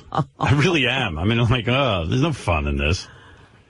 I mean, it's fun, the fun kind of work. It's got to be great work just sitting there watching acts. The actual work will be fun, but it'll be hours and hours. Yeah, you got to really have stamina. Let's see. Where's my calendar? My Cal. Excellent calendar program, synchronizing as we speak. Okay, you want to know in February what I'm doing? Yes. Okay. In February, the L.A. tapings are the 16th and the 17th. Okay. And San Francisco is the 24th and 25th, Eric. Okay. Yeah. Which is a Friday and a Saturday. What do you mean? What? Like, what are you doing? What are you thinking? I'm just, I didn't realize. Hey, for anybody who wants to get into the show, like audition-wise, I talked to these guys last night. They told me there are 2 open auditions left for this season. In other words, they've visited already like 10 million places. But they're going back to Charlotte on February 3rd and 4th and San Francisco February 11th and 12th. I won't be there. This is when they pre-screen people. And they say that anyone who can't audition for the show via video, they can do it via video by going to agtauditions.com. So you don't even have to go anywhere. Now, are these open to the public to come in and watch, or maybe I could come in and watch the San Francisco auditions? You want to be in the audience? I would like to, sure. All right, I'll have Gary check. Hey, Gary, are you in touch with anybody from America's Got Talent? I'll make some calls. If Eric wants to sit in and watch, it's fine with me. I don't care. Oh, so the San Francisco one is that second. Oh, okay. Yeah. Now I have it figured out. If he can, get Eric a ticket. I guess he'll need 2 because he has that guy hanging around with his assistant. Jan. Right? Jan needs a ticket? Yes, that would help. Okay. Gary, look into that. I got it. All right. Maybe I could say hi to you or something. Yeah, sure. All right, Eric, I got to go. All right. Probably won't be able to call you back till after next week on the 30th is probably when I'll be able to call you back and tell you how things went. All right, good. We are anxious to hear how it goes. Something tells me it will be disastrous. You can't call us from the set there either, huh? Yeah, well, if you can call us from the set, call us. Okay, but I gotta get as much rest as possible. Right. I did tweet back and forth the other night with Mary. You tweeted with Mary McCormick? Yeah. Yeah. Oh, well, how did that go? She wrote me a note the other night. I was laying in bed. It was like midnight. I'm watching Dexter. And all of a sudden, it's cool how on your iPad, even if you're watching a video, like the messages come through, and there was all of a sudden Mary McCormick, and she goes, I can't believe Eric the actor. She calls him Eric the actor. She goes, I can't believe Eric the actor is going to be on my TV show. And I said, oh, yeah. I said, whoever your producer is there is going insane. You'll believe it soon. Yeah, it's got to be happening, I guess. She's very excited about it. Well, she calls me by the correct nickname. Thank you, Mary. Yeah, she says Eric the actor. She's always correct. Yeah, she's always correct. Well, she has an image. She actually works as an actor. She probably thinks of you in the other way. Right. She probably thinks of you as Eric the Midget, but she knows.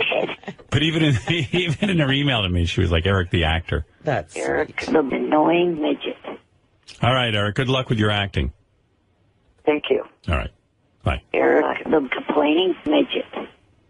All right, there he goes. Eric the midget off to Eric the actor, Eric the acting midget, who will be on In Plain Sight, and evidently he will be with me in San Francisco. Eric the obnoxious midget.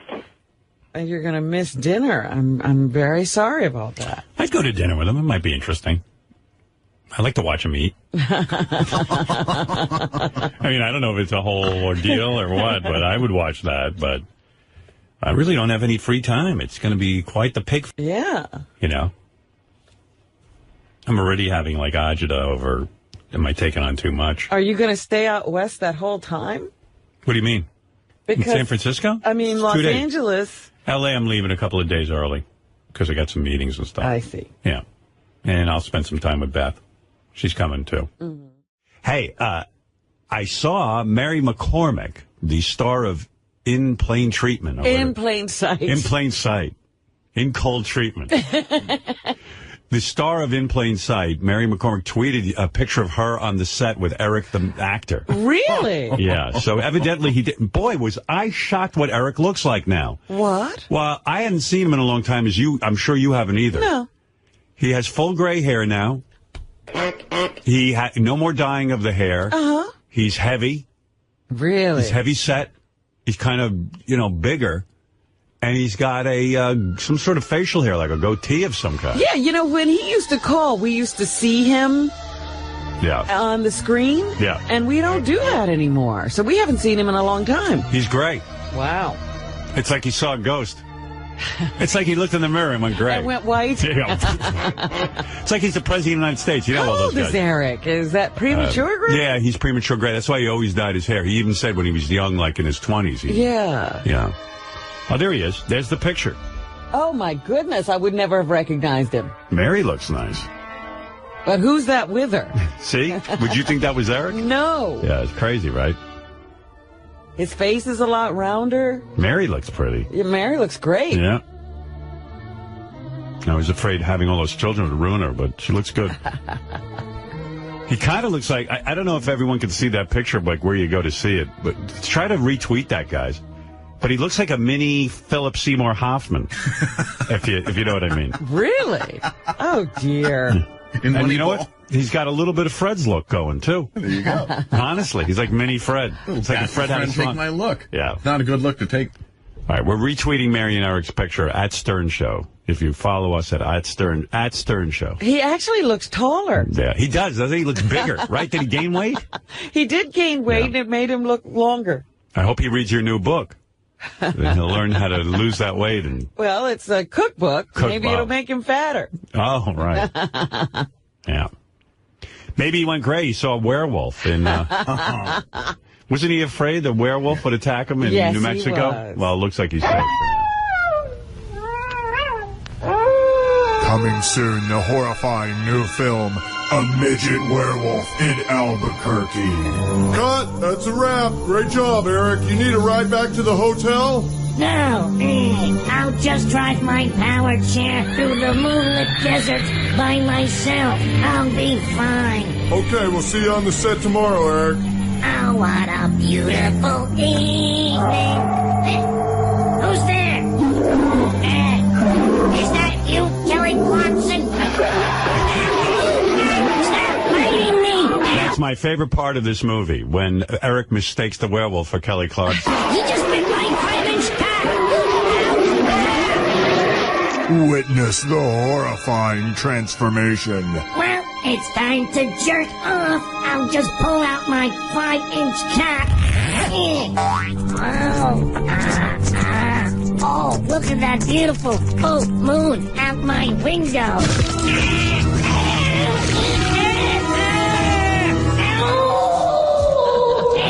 A Midget Werewolf in Albuquerque, coming soon.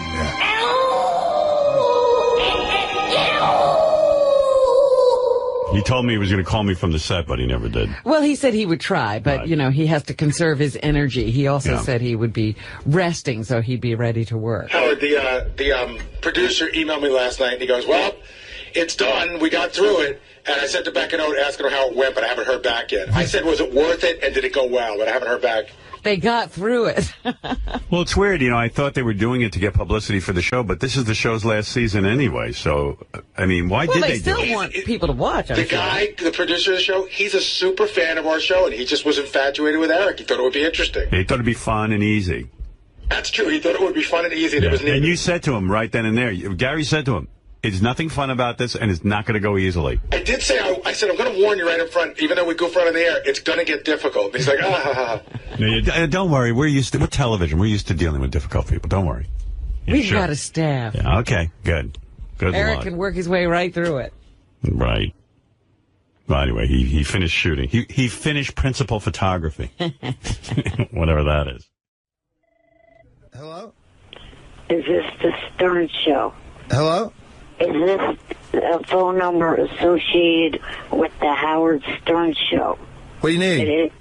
Is Richard around? Who? Is Richard Christie around?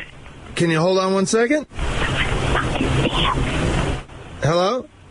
I'm here. Is Richard Christie there? Spell the last name, please. Christy.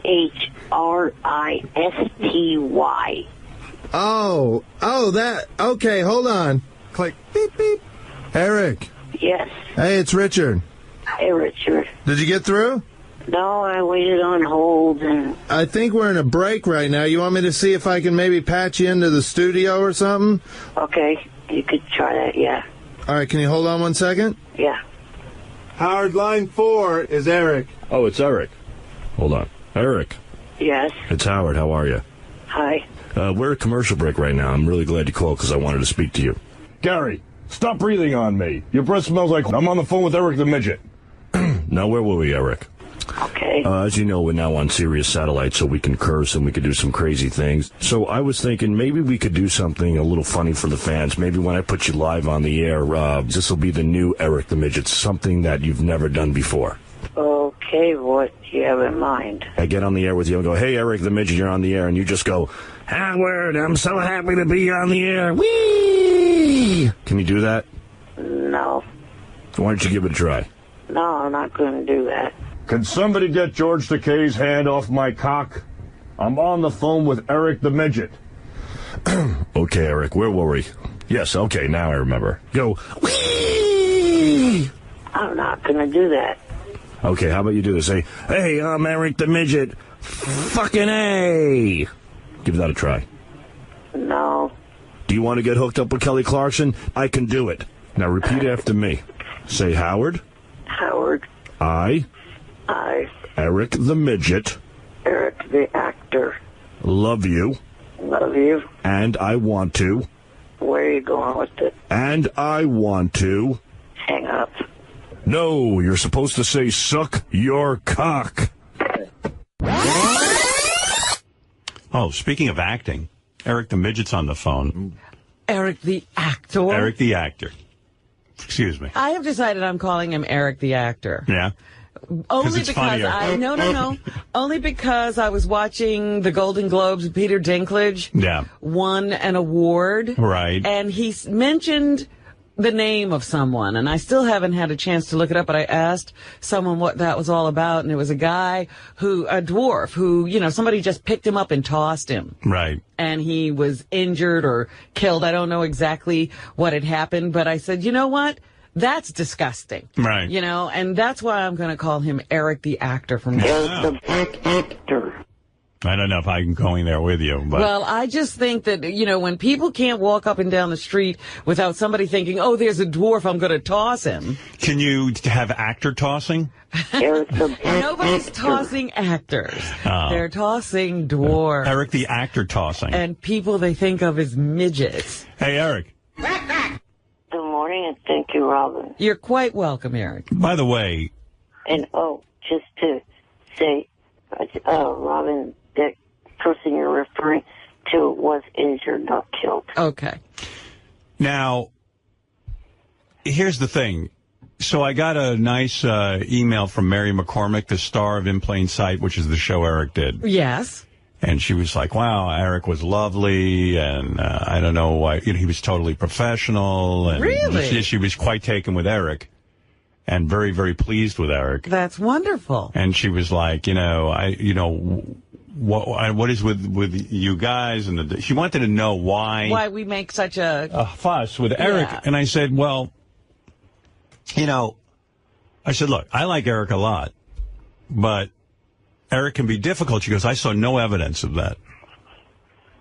And then I sent her this letter because her producer got a letter from Eric.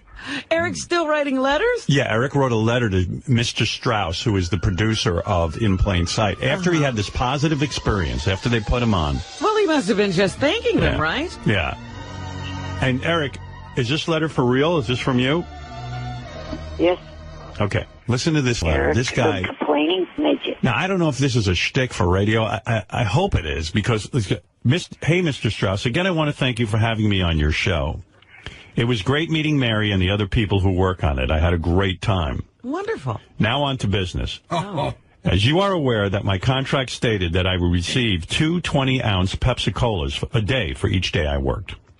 2 20-ounce Pepsi-Colas every day. Right. But no Pepsi-Cola was provided for me the entire time I was there. Come on, Mr. Strauss. If this was Johnny Depp, he would have had the Pepsi-Cola. Johnny Depp? Which, by the way, Johnny Depp was actually staying at the same hotel I was at. How bad did you harass him or look for him? I didn't even know it till the day I left. Yeah, good. Lucky for Johnny Depp. I am owed Johnny Depp probably got your Pepsi-Cola. I am owed 4 20-ounce bottles of Pepsi-Cola. Are you serious? Yeah. I'm sure that this was a mistake and not intentional on you or your staff's part, but a deal is a deal. I wouldn't even bring this up at all, but this is my year end, and the people who do my books and take care of my things are really giving me hell over this. No, they're not. What are you talking about? What difference would 4 bottles of Pepsi-Cola make? Who are your people who are giving you a hard time? That guy who takes care of you? Well, I don't know if I want to say or not, but... What is the problem if you don't get this Pepsi-Cola? Just, if it's something that's promised in the contract, it should be honored. But you say people are giving you a hard time. Why is the missing Pepsi-Cola a big problem? Because then, for future, when that's in the contract, then, Yeah, but you say the people who do your books and take care of things are really giving me hell over this. No, they're not. You just want your Pepsi-Cola. Well, listen to the rest of this letter. Okay. I didn't tell my manager, Johnny Fratto, about this, as these things can cause him to get very upset and mad and make things get very uncomfortable for people he thinks are screwing me around. Stop it. So best that we work it out among ourselves. Let's try to settle this as fast as we possibly can. No reason to get the lawyers involved. Lawyers? Yeah. You would hire lawyers to try to track down 4 bottles of soda? He has no money to hire a lawyer, and... Is that a joke? Let's get the lawyers involved? No, it's not a joke. This, I believe, was something... Eric. Eric, please tell me that this is a bit. It's not. So the guy from In Plain Sight, Mr. Strauss, immediately got in touch with Gary and said, is this guy for real or what? Gary, what happened? What did he do? Eric's... It started out with... hey, listen, this is just between you and I. Eric was a nice guy on set, so I feel so weird because I got this note, and I think he's threatening me, and I don't know what's going on. So then we went back and forth a little bit. I said, listen, don't worry about sharing the note with me, because he sent it to everyone on our staff. So the last that I got from him was, Gary, the more I think about it, in my sake haze, the angrier I'm getting. I was ready to heap praise on him. Now I'm ready to tear him a new one. He's threatening me over Pepsi. Does he ever want to work for anyone again? Well, Eric, you got a guy who is on your side. Right. For 4 bottles of Pepsi, you let it slide. And you should have said something to them when you were on set. Yeah, that you why want didn't you mention Pepsi. it while you were there? You're really that hard up that you need 4 bottles of Pepsi? Well, Johnny's in the process. I think you saw it as a principle of the thing, Howard. The principle of the thing? He got to be on a television show. We've gone through this. The way he read it to me was it does make sense if you go by the principle of the thing. All right, Eric, wouldn't it be better to forget about, you know how sometimes people go, I lent you some money, but forget it. Wouldn't it be better to forget about the 4 bottles of Pepsi and not piss off this guy and sort of like have a good reputation as somebody who goes to the set and isn't into shenanigans? Having people think well of you? Well, as I was going to say before Johnny stepped in there, was Johnny's in the process of negotiating the next thing, which is my appearance at the Viper Room on the 14th. And, you know, I have a little Pepsi clause in there, and, you know, I want to make sure that they don't see, well, okay, in plain sight got away with not giving. What if word gets out that you do this with Pepsi? What if word gets out and then people go, you know what? This guy's so up that he'll sue you over a bottle of Pepsi. I'm not touching this kid. And why would they know they got away with it in plain sight unless you brought it up? Right. Gee, they listen to the show maybe? But you are bringing it up. That's why it's on the show. Yeah, I wouldn't, Eric. Although it would be funny if Eric sued in plain sight for 4 bottles of Pepsi. And never worked again. Right. Yeah, I think you should sue them. Yeah, let's go that route. Eric, why don't you sue in plain sight for 4? And John, and I like how you Johnny, go like, would you really go out and find a lawyer to take this case? Or Johnny, you're just going to go over there? I actually think I might have the worst lawyer in the world who would take a case like this. And Johnny, why don't you just, like Eric implies that you'll just go over and them up. No, he did not imply Yes, that. he did. Yeah, he did. Let me read it again. No, it's not. That's not an implication that I think Eric explained it to me that he was protecting me. Things get very uncomfortable for people that he thinks are screwing me around. Right. How do you make people uncomfortable? Well, he's saying he's not telling me, though. Right. Well, he will if he has to. I don't know about that part. Yeah. I only know I read the thing that said he doesn't want to involve me. Johnny goes over and tickles people when they... Right. Yeah. Well, it's sort of like when, you know, Mrs. Soprano would say, you don't want me to tell my husband. Eric, what, you know, what... I understand a contract is the thing, and you had a contract for 4 bottles of Pepsi, but, you know, sometimes you just go screw it. You know what I mean? Well, what if AGT left something out of their contract with you? It would depend on how big it was. And he would, if he needed something, he would get it while he was on the set. Wait a second. At what level? Like, why does Eric think he's at the same level as you, Howard? You've earned something. Yeah, but okay, a contract is a deal. But you know, here, I'll give you my philosophy, Eric. It's like if it's a big item, of course you can't let it go. You know, but like, okay, I've got to go out to L.A. and do America's Got Talent, and theoretically they've agreed that they'll pay for my hotel. You know. But I'm bringing my wife, and I want more room in the hotel. So they were kind of like, wow, you know, you're coming out, and, you know, we planned on a certain budget.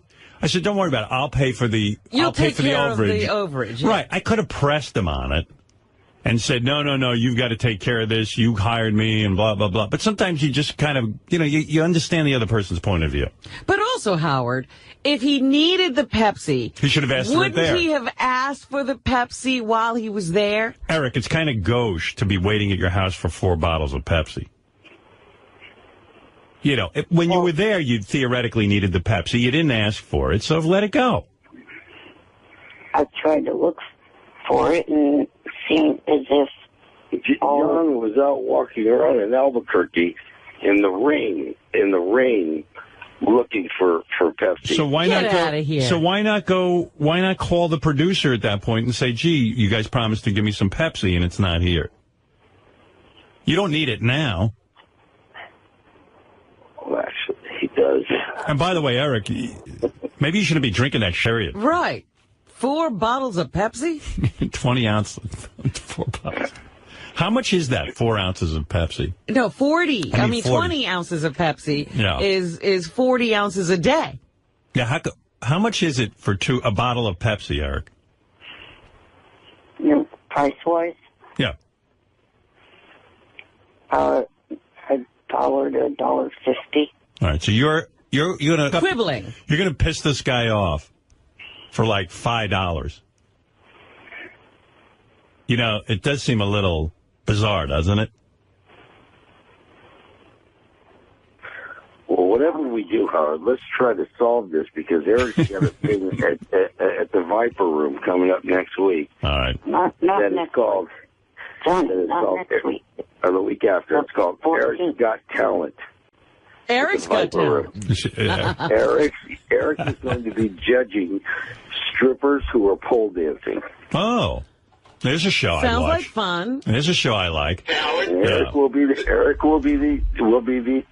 thing, and we would love to get Howard TV over here. This is the gig that he yelled at me for sending to him, by the way. Right. Yeah, this is the... Yeah, but...